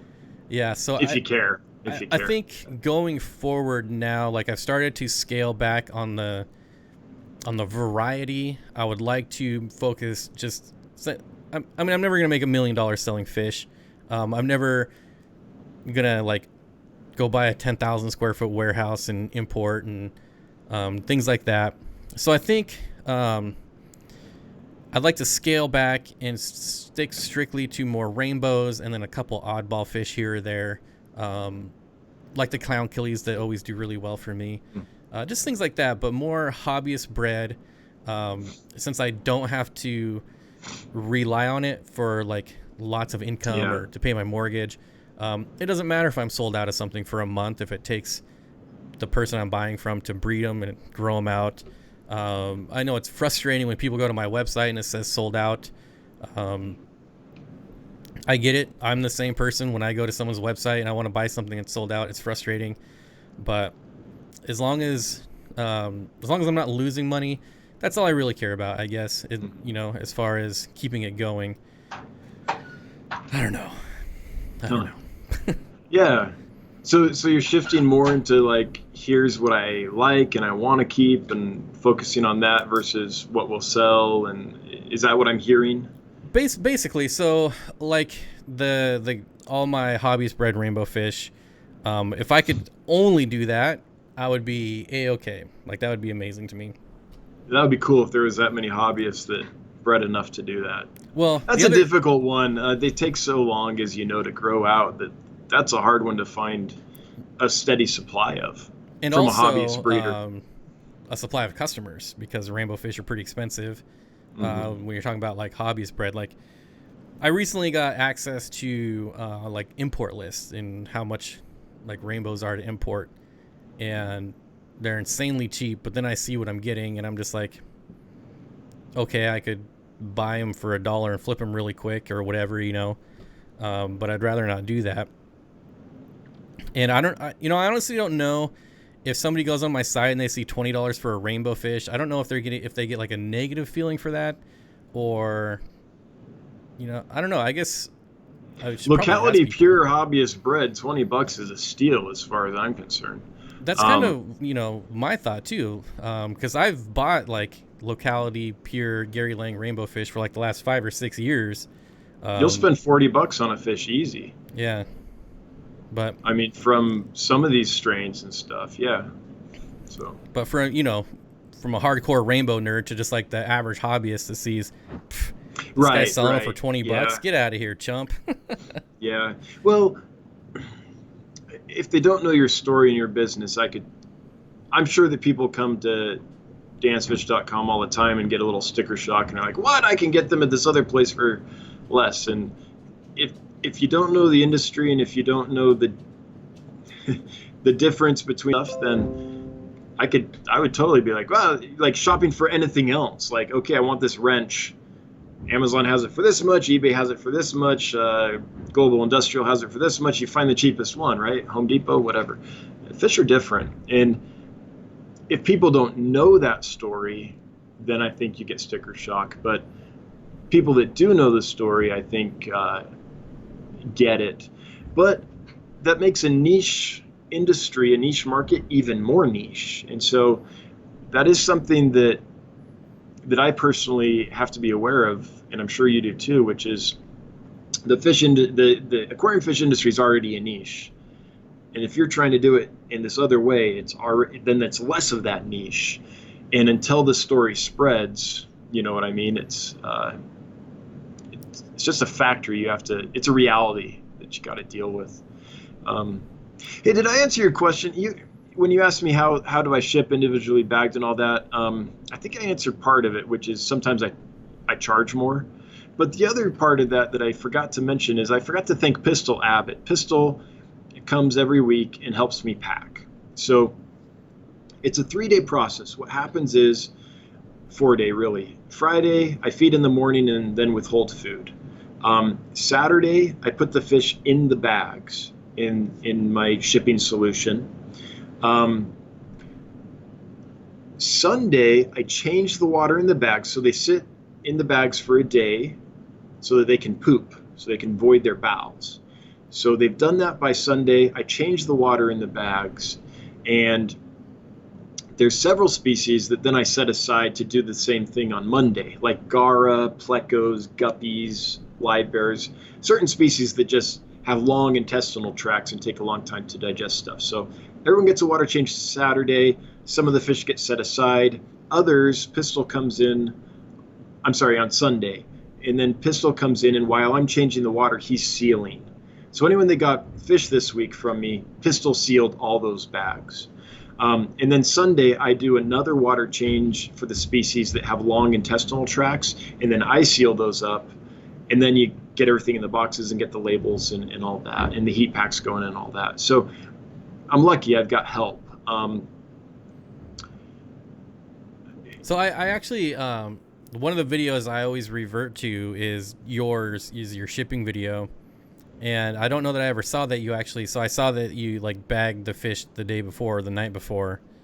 But I don't remember you saying, or maybe I just missed it, that you changed the water. And so when I was doing this, because I messaged you over the weekend, I'm like, I'm totally practicing your shipping method today. And I was like, yeah, wait a minute. If this fish is going to sit in the bag for a day before I even send it. Oh. So that so was the actually reason for that questions. Is for the water change. Yeah. Yeah. So I used to not do that. So it's been a learning curve that's lasted for I shipped my first fish probably 27 years ago, and it's been a learning curve since. And I used to not do that. My thought used to be, let's get these fish in the bag and get them out as soon as possible, so they had the lowest time in the bag, because I thought that would be less stressful for the fish. But what I learned over time is, well, then they just poop in the bag, and then they're sitting in ammonia juice during transit, and that's infinitely more stressful to a fish than getting a water change and then being shipped in clean water. But that took some time, and I used to just do it one day. I would catch them on Sunday, change the water on Monday, and then send them. But then I found, there's a lot of species that doesn't work for. Like, it takes a pleco a couple days to void its bowels. So that's how that developed. So, but yeah, the whole point of that is to be able to change the water and get it clean before you seal it up and send it out. Yeah, because when I was bagging fish today, I was like, man, it'd be so nice if I would have bagged all these yesterday, like Dan does. Yeah, that's definitely the majority of the time. So yeah, I'm gonna try that as soon as my new bags come in. And did you make a video of you like taking the bags when you were practicing sealing? No fish in them, guys, and then like smashing them, testing the seals. So and that stuff? was strictly breather bags, yeah. Because I never really worked. Like, I've gotten shipped with shipped to me with breather bags, but I've never done a lot of shipping with them. So I was curious how durable they were, because I started using them, and then people were like, "Hey, the bag popped," and I'm like, "Well, there goes all the fish," you know. So Yep. yeah, I did a video. I was throwing them around, and I was just like hucking these down the street. I had my friend, like, I was driving up through my through the neighborhood, and I had my friend chuck the box of fish at my car and just smashed it going like 30. No fish in the box, people. For a box no of fish without fish in it. This is a test, just to be clear. But it's amazing to me because, I mean, I was kicking it, tossing it, hitting it with my car, and none of them ever popped. And I was like, maybe I'm just doing something wrong. So I shipped again with breather bags, and again, people are like, "Hey, some bags popped," and I'm like, Yeah. What are they doing to pop these bags? If I did all that and they don't pop, what is? And it was strictly actually UPS was the worst. So I was doing overnight UPS shipping, and I had just terrible results. So, I mean, it was so bad I quit doing overnight with UPS. And I don't know if it was just like my local UPS place or what, but it was brutal. I don't understand how they can pop those bags when I can like smash them with my car and not pop them.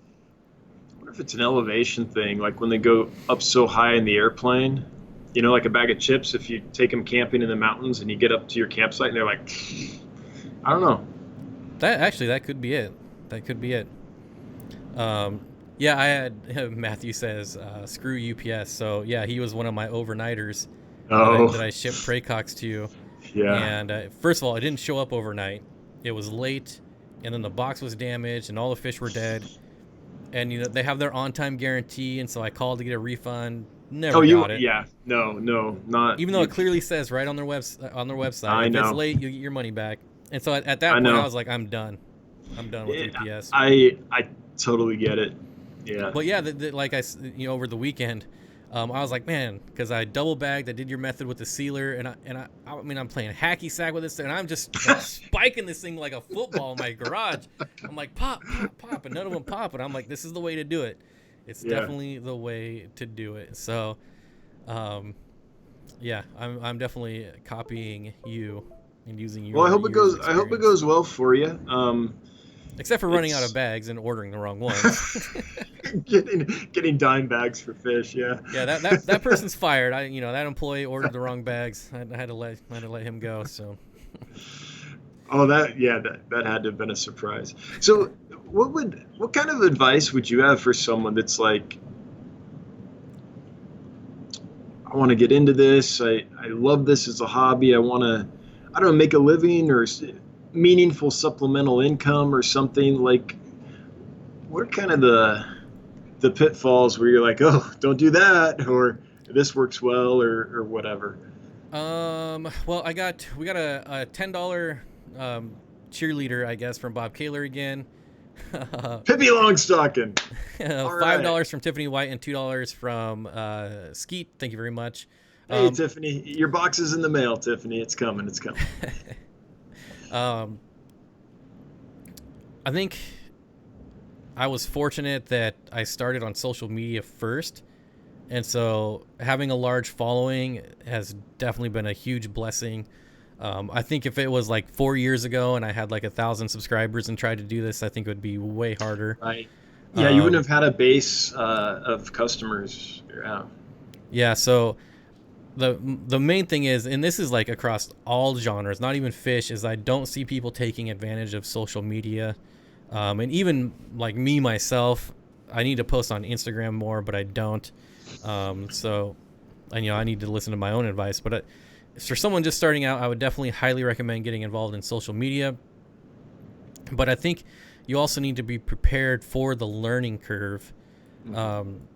Because I mean, I even talked to Rachel O'Leary before I started, and she's like, "Listen, I can give you all the advice in the world, but that learning curve is going to be steep no matter what."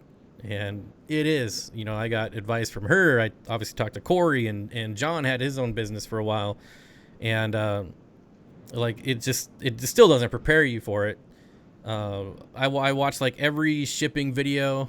Yours, Corey has one. Corey actually made one for my channel as well.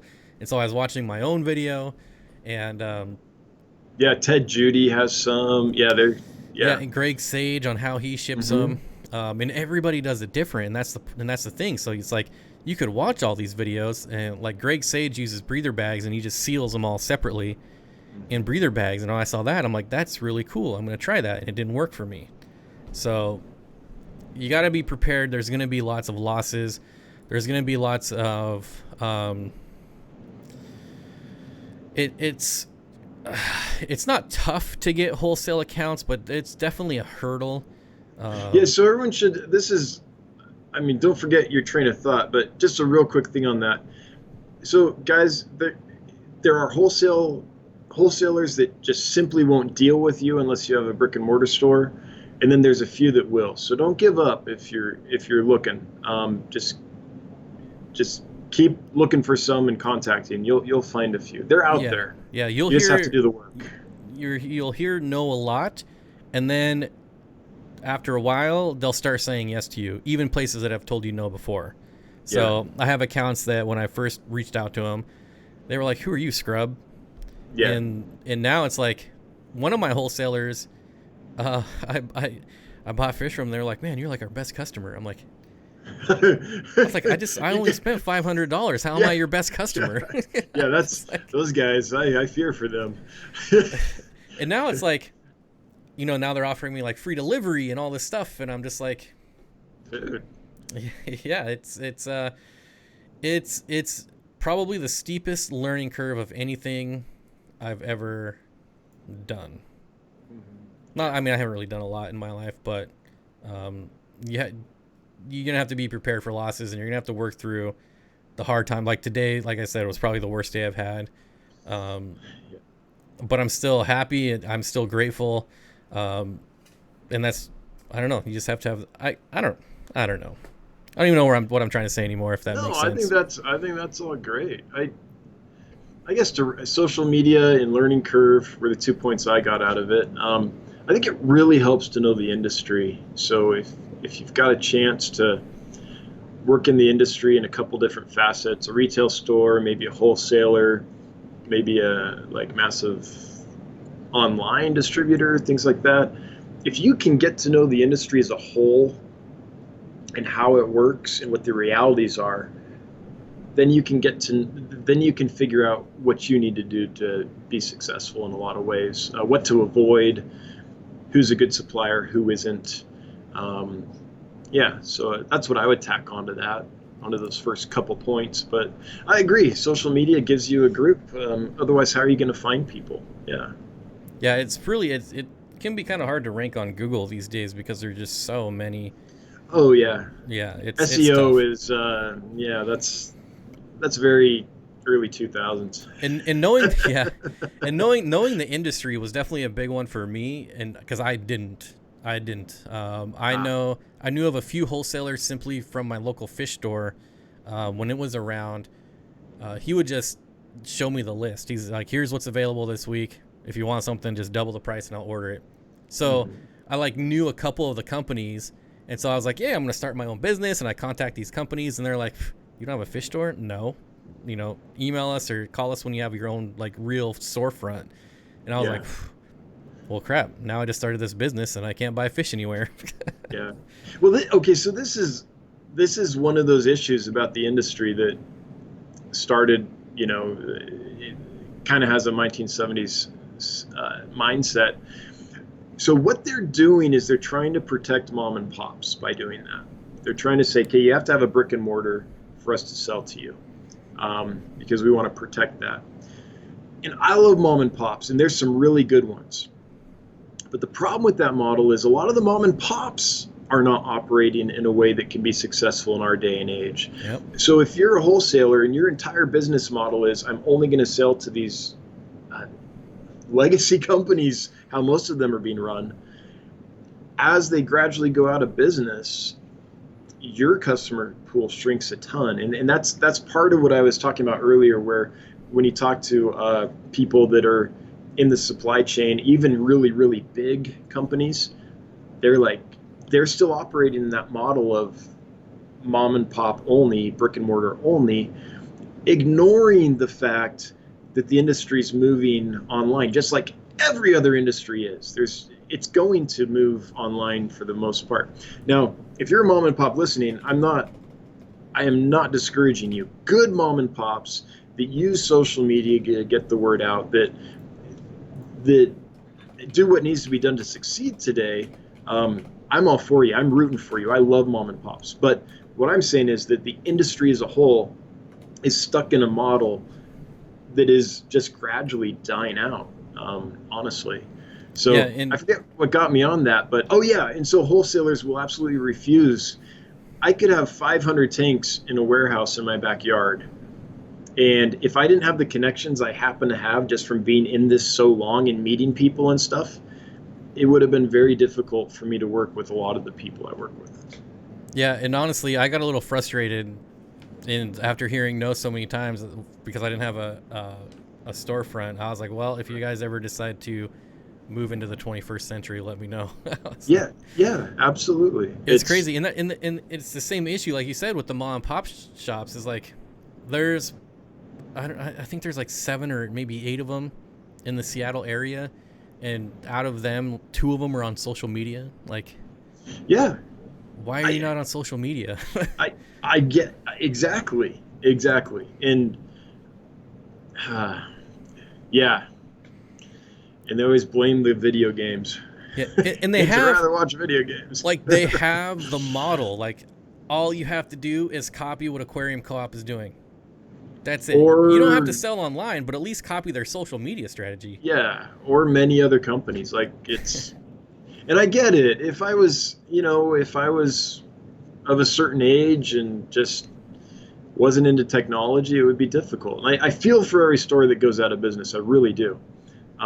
But the industry as a whole has to modernize. What's going to happen, whether you like it or not, is those that modernize will continue on, and those that don't won't. It's just, I don't know. I don't know what else to say about it. So, yeah, it's always weird when wholesalers or somewhere in the supply chain won't do business with you because they're based on a relic. Yeah.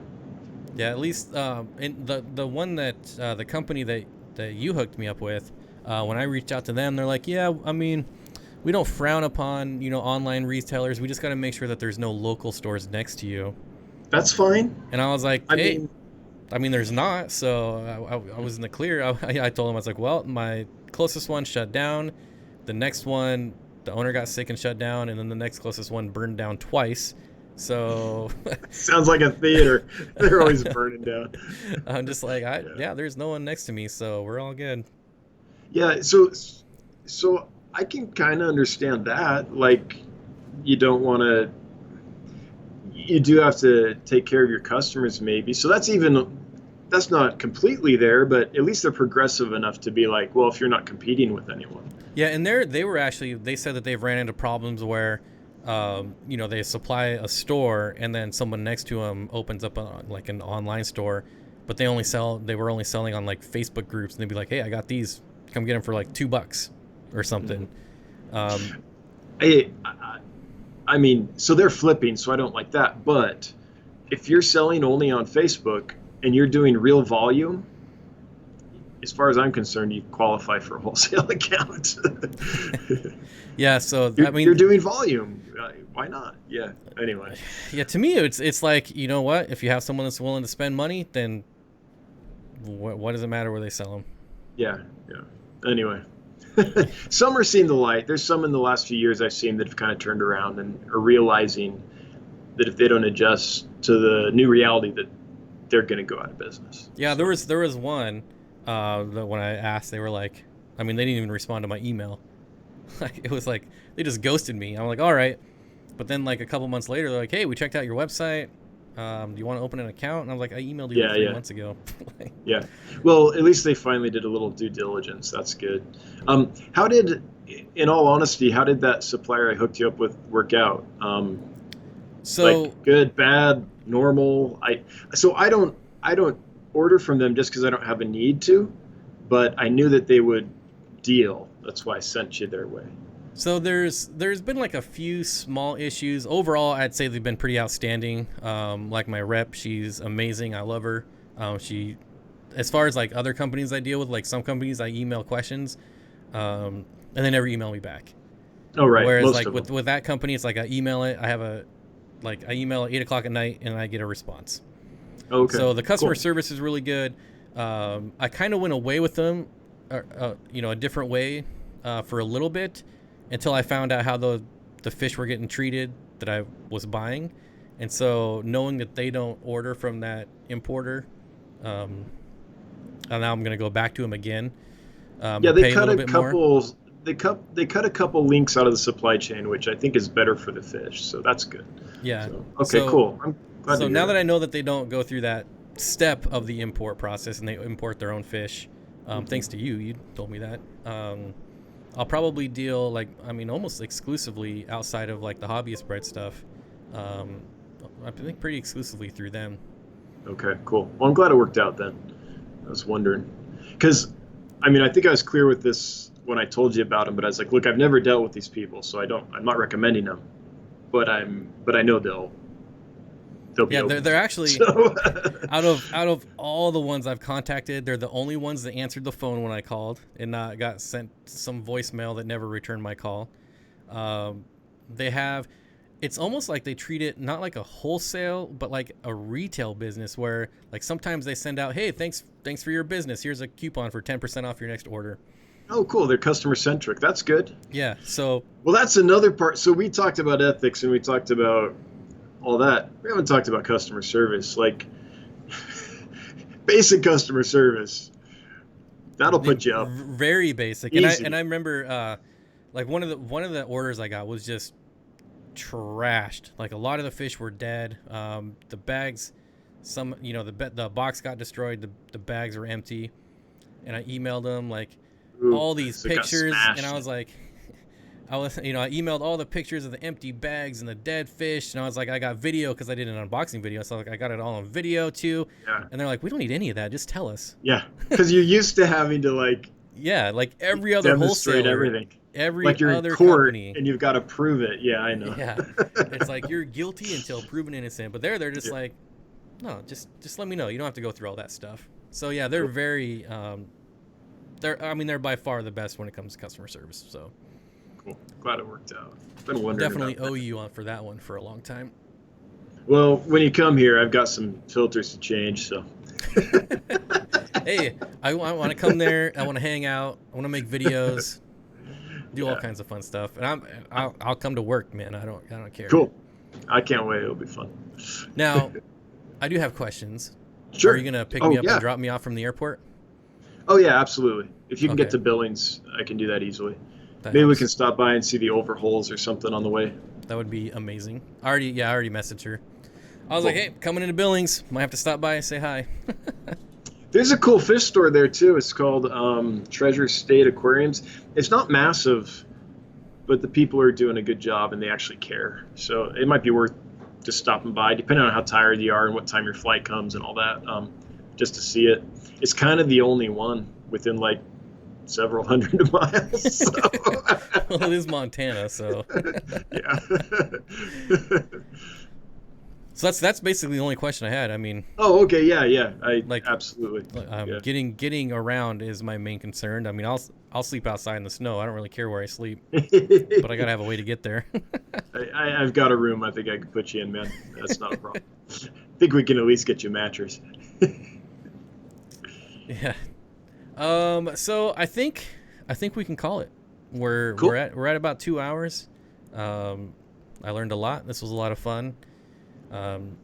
I do again have wanted to thank you for all the help. You've been very instrumental with this new journey of mine, and I have nothing but love and respect for you. And I hope that you have all the success that you want, because I want to see change, the same change that you want. I want to see as well. So Yeah, I do right want to back thank at you, you. brother. Yeah, right back at you. It's nice to have someone I can talk to, because it can be a lonely road when you're going at this, and not everyone's experienced it. So it's kind of nice to have someone to be able to yell at. Yeah, I mean, I vent to some people, and they're like, "What are you talking about?" And Yeah, then I vent to you, and you're like, "Oh yeah, been there. Do this, that, and the other." yeah, So, yeah. Cool. No, I'm happy to help. Anyone that's really trying to make a change, I'm happy to help. have you? This is real quick. Have you thought about like promotion? Maybe doing like affiliate for content creators, or I have thought about that.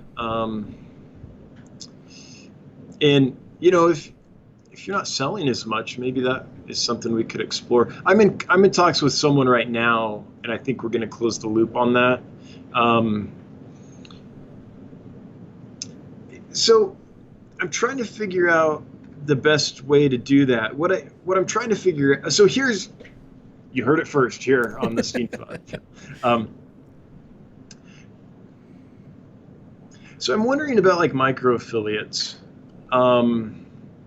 Where you don't have to have a large channel or anything, and you can still get the same percentage. So that's something that's tumbling around in the back of my head. It's, do you want to land like a king of DIY or whatever, um, or an aquarium co-op, or someone with a massive following, or do you just have this program that's open to people, anyone that wants to join in? Maybe you only have 100 subs or whatever. So I am playing with that in the back of my head. I've crunched some numbers. I've looked at that. Jonathan and I were just talking about it actually last week, and I'm working with one channel right now. I think what I'm going to do is, if this channel goes through, if this person goes through, I think I'll probably do that for a little while and make sure that both them, that I'm doing it right, that it's working for them, learn from that experience, and then I'll take that and I'll make a more refined plan based on that. But I've kind of got to get the first one in first, and I am yeah, I talking don't know. with the company I right have no now. idea how. I mean, I know how affiliates work, being in the programs, Hmm. um, but I don't know as far as like being on the side that pays out versus the side that promotes. I have Oh, the absolutely no clue. payouts. So I luckily I have a brother who programs, and so basically what it would be is there would be a link that has a kernel in it, kind of like Facebook or whatever. And if someone, let's say you were the affiliate, let's say that it was you, Bob, then you would be sent this link, and you could put that wherever you want on your YouTube descriptions, or on your Instagram or whatever, wherever you can post links. Anyone that clicked on that and then came to Dan's Fish and bought something, you would get credit for that purchase, and you would get, I don't know what it would be, say 5% of that transaction. And then 10%, well, I don't know what that's part of what I need to learn by working with this first company. It's what works for them and for us.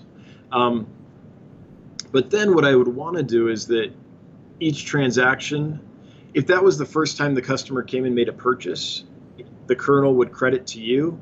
And then each transaction they ever made for the lifetime of that affiliation, as long as we're affiliated, you would get 5% of every purchase that goes on from them. It wouldn't be a one-off thing. I don't like those. Um, I and think the how the challenge with payment, that would be if you do have multiple creators. Like, what if? it'd be the Um, first one. So if they came to your link and then came to Dan's Fish and made a purchase, you get But then what But I see what happens you're saying. when? But what if they went to someone else and clicked on their link? Yeah. So So what if I promote you and someone buys something for the first time, and then I don't know, whoever promotes you, and no, so that's a good the same that's a follower good says, point. okay, I'll help promote this channel now. That's a good point.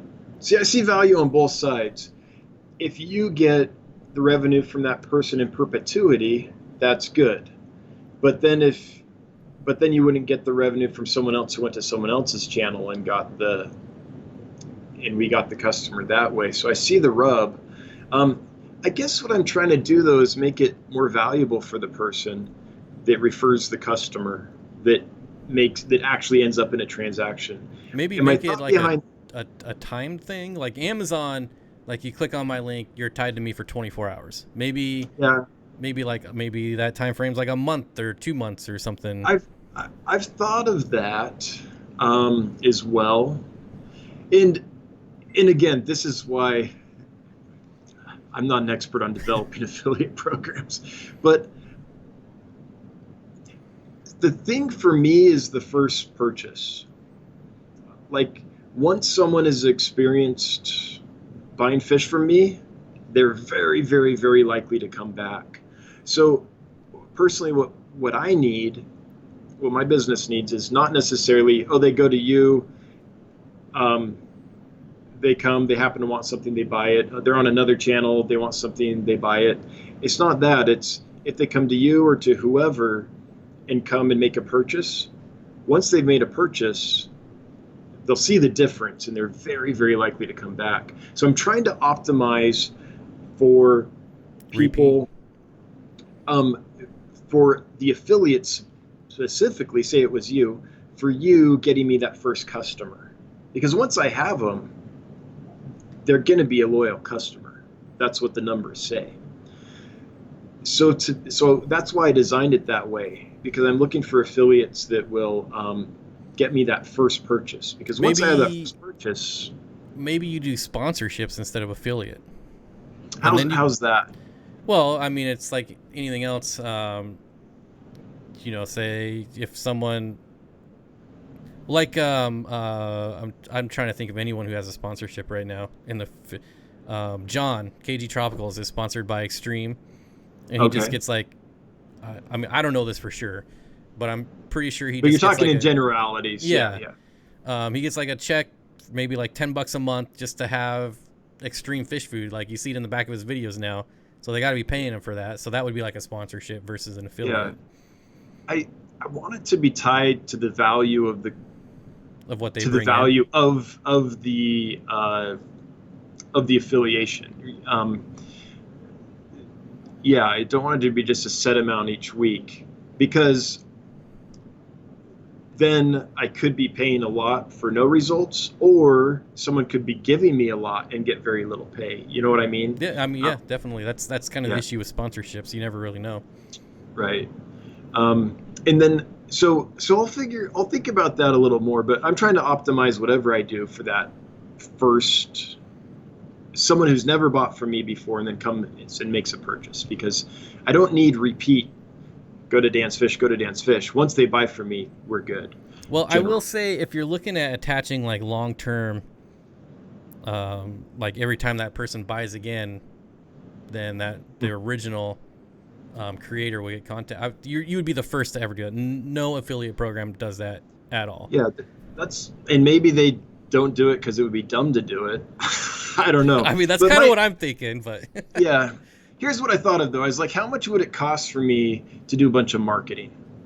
What percentage of my business would need to be spent on marketing to do that effectively? And then I was like, I would rather do that through an affiliate program rather than hire a marketing firm or hire someone in to just do marketing. And so I kind of took that cost and I was like, what percentage could I bear? And then just perhaps give that to affiliates. So that's kind of how I came up with the strategy. So either it's very innovative or it's just the dumbest thing in the world. I don't know. I don't Well, know. and I'm just asking. I'm not trying to get like an affiliate through you or anything like that. I mean, I'm going to promote No, you no, for free I'm forever. So, I'm appreciating the ideas because I'm not a marketing guy, obviously, or things would be done differently. Um, so I appreciate the pushback and any ideas. But anyway, that's what's in my mind at this moment, and I am in talks with the company right now about that. And before I would bring in any more, I'd want to make sure that it's going well there. So they're kind of a guinea pig, and I think they're going to get a good value. And it's not closed yet either. We're just in discussions. well, So that's another place where this industry lags way behind. Obviously technology, but as far as like valuing social media, like the yeah. companies like, what is it? There's one company. What is it? I can't remember the name of it, but they have one post on Instagram, and it's Oh of yeah. all their employees out at a bar or something. It's Yeah. like, Yeah. I know. yeah, it's like, what are you guys doing? But like let me sponsorships. let me let me ask you a question. What would be motivating to you? Let's say that you were gonna think of affiliating with Dan's Fish. What would be more motivating to you, and what would you think is a better value? Would it be to do the Amazon style thing, which is you get what percentage do they give? Is it like 2.5 or something? I don't know. I get 8% on Amazon. 8%? Oh, okay. That's better than I But it's thought. it's tiered though, so I don't know I Okay. think it starts at like 4. Okay, 4 to 8%, let's say. Let's call it 8 because that's a real case here. Um, to get that, if you referred something, but after 24 hours it runs out, right? But then you could get it again from new people, or a model that I'm thinking of where you know that anyone that comes, you're going to get revenue from. You could create an actual business. You could create a full revenue stream over time because it doesn't time out. Is that better, or is it If it better to never be timed like, out as a creator doing affiliates, I mean, I couldn't even imagine how much money I'd be making on Amazon, but right? I mean, that would be amazing. I think it depends on who you open it up to, though, because, like, obviously, if I say there's these amazing fish over there and I have 40,000 subscribers, but you open it up to someone with 100 or 1,000 subscribers, then those people might already be linked to me that person's now promoting you, and so Yeah, he might not get yeah, anything for promoting you. right, But then, right. like in my case, if Corey's got 400,000 subscribers and he's promoting you, I'm promoting you. Most of the people here all watch our channels, so it's like So it'd be a whoever first gets come there first first and serve has the thing. largest Yeah. reach is going to get the most. See, I get that. See, on my side, it doesn't matter where it comes from, but on Exactly. your Yeah. side, it does. I hadn't really considered that before, so I'll chew on that. I just thought on me, I'm like, I don't care where I get them from. Like, I don't care who refers them, as long as they come in and do a purchase, I'm good. And I think it's going to compound over time, and so I think over time you might start losing the smaller creators because the bigger creators are just going to keep compounding more and more and more and more and more, Well, yeah. which is good for you. Well, I was going to say, there is something to be said for systems that self-regulate. I mean, when you're trying to scale things, the best system is a system that regulates itself. And I don't know if maybe nobody does that. It's pretty common. Like that's when you tell me this plan, the affiliate plan, I think of like the pyramid scheme of like calling cards, and you get this one, and then Oh, yeah, but that's different. That would be like it's totally different. Yeah, you but bring in affiliates under you, there used to be and you get a piece of their thing. That's there used to Avon. be a multi-level marketing cell phone company that every time you got someone signed up on their cell phone plan, you got like $2 out of their bill every Yeah, month. yeah. That's kind of what this sounds like. Well, And we're not it sounds talking amazing about, to me as a creator. I'm not gonna lie. yeah, we're not talking about that though, because that's like King of DIY is an affiliate, and then if someone, I don't know, let's say you become affiliate, they get a section of that because they made you. You know what I mean? That's different. Um, that's the problem with the pyramid scheme, because it simply cannot. If you come in later, you simply cannot rise to the same level as someone on the top. That's why it's a scheme. Versus totally separate people, where if you were an affiliate and you referred someone and another channel was an affiliate and they referred someone, you wouldn't get a cut of their referral, or vice versa. Yeah. I'm just like, that's what it reminded me of. Not, I know that's not it, but what if it's split? This might make Jonathan's head explode, the coding, but what if it's split where it's like the first person to refer them gets a certain percentage of all future sales because they referred that customer for the first time. So they gave me a new customer. But then if they click on other channels links, there's a smaller percentage of the sale that they would get. Like, so maybe instead of, for easy math, let's say it's 10%, the affiliate program. A customer clicks on your link, makes a purchase with me for the first time, you get 10%. And then all future sales, maybe you get 5%, and the other channel that didn't refer them for the first time but did refer them back got 5%. So then maybe that balances it out, you know? I think you need a way for the creator to track it as well. Oh, I yeah, don't know if you've thought about that, but yeah, absolutely. There would need to be a page, their own dedicated web page where they could go and see, just like PayPal or Stripe or whatever, and they could see what transactions came from their kernel, if you will. Okay. So no, that's important. There's got to be a way for them to see the back end. That brought up another question for me. When are we getting PayPal on Get Gills? Oh, Jonathan's working on it. So here's what it is. PayPal bought a company called Braintree. Braintree is owned by them, is integrated with them, and allows for multi-vendor platforms. So Jonathan is currently in dev talks with the Braintree team, and that's where we're at. So he thinks he's found the way, and each step of the way he's figuring out how to make it work and then contacting them. So that's where we're at with that. And what we're trying to do in these dev discussions is development, for those that dev, short for development, is figure out how to make it so that when someone goes, they can pay with their PayPal account, and if someone wants, they can get money directly into their PayPal account through Braintree, which is owned by PayPal. So it's a subsidiary of PayPal. So that's where we're at. Well, good. That's a lot better than the last time I asked. Yeah. Well, I'm so deep into PayPal right now. That's like, even to like deviate that is honestly why I haven't made a I have a Get Gills. I'm just waiting for the PayPal. For the functionality. You would be amazed at how many people reach out to me and are like, I use the PayPal account because then my wife doesn't see it, so I can only use the PayPal account. I believe it. I had a friend that was like that though. He would he was growing his plants, selling them, and he would build up his eBay by selling, or his PayPal by selling plants, and then he would be able to buy more fish, and like his wife wouldn't even know. It's amazing percentage of people that want PayPal that it's. Some people got to work on their marriage, man.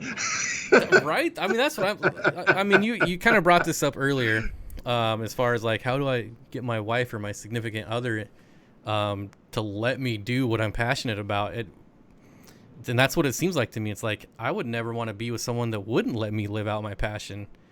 Yeah, like, I'm not trying to tell people to go get divorced and things like that, but of course, this is coming from a guy that's single forever. So yeah, that's right. No, I get that too, but I also understand that sometimes things can get out of control, and if there's tanks in every section of the house and all that, I could see how a partner would be like, okay, I live here too. I get it.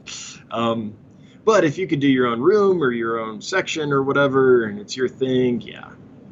I think mostly though, it's just when someone feels like their living space is invaded. You know what I mean? That makes sense to me. That's why you have the fish annex. That's right. And get a house with a basement. That's my advice. Oh, I wish. All right. Well, I'm gonna cut it off here. All right. I said that like 20 minutes ago, and now we've dived into 3 more topics. All right. Well, thanks for having me. Thanks, everybody. Yep. See everyone later. Be here Wednesday, 8 p.m. your time. 7 p.m. Mountain Time, 8 7. p.m. your time. Okay, yeah. that's right. And then 9 a.m. Thursday my time to be back on my stream. Cool. All right. See you later, guys. All right. Thanks, everybody.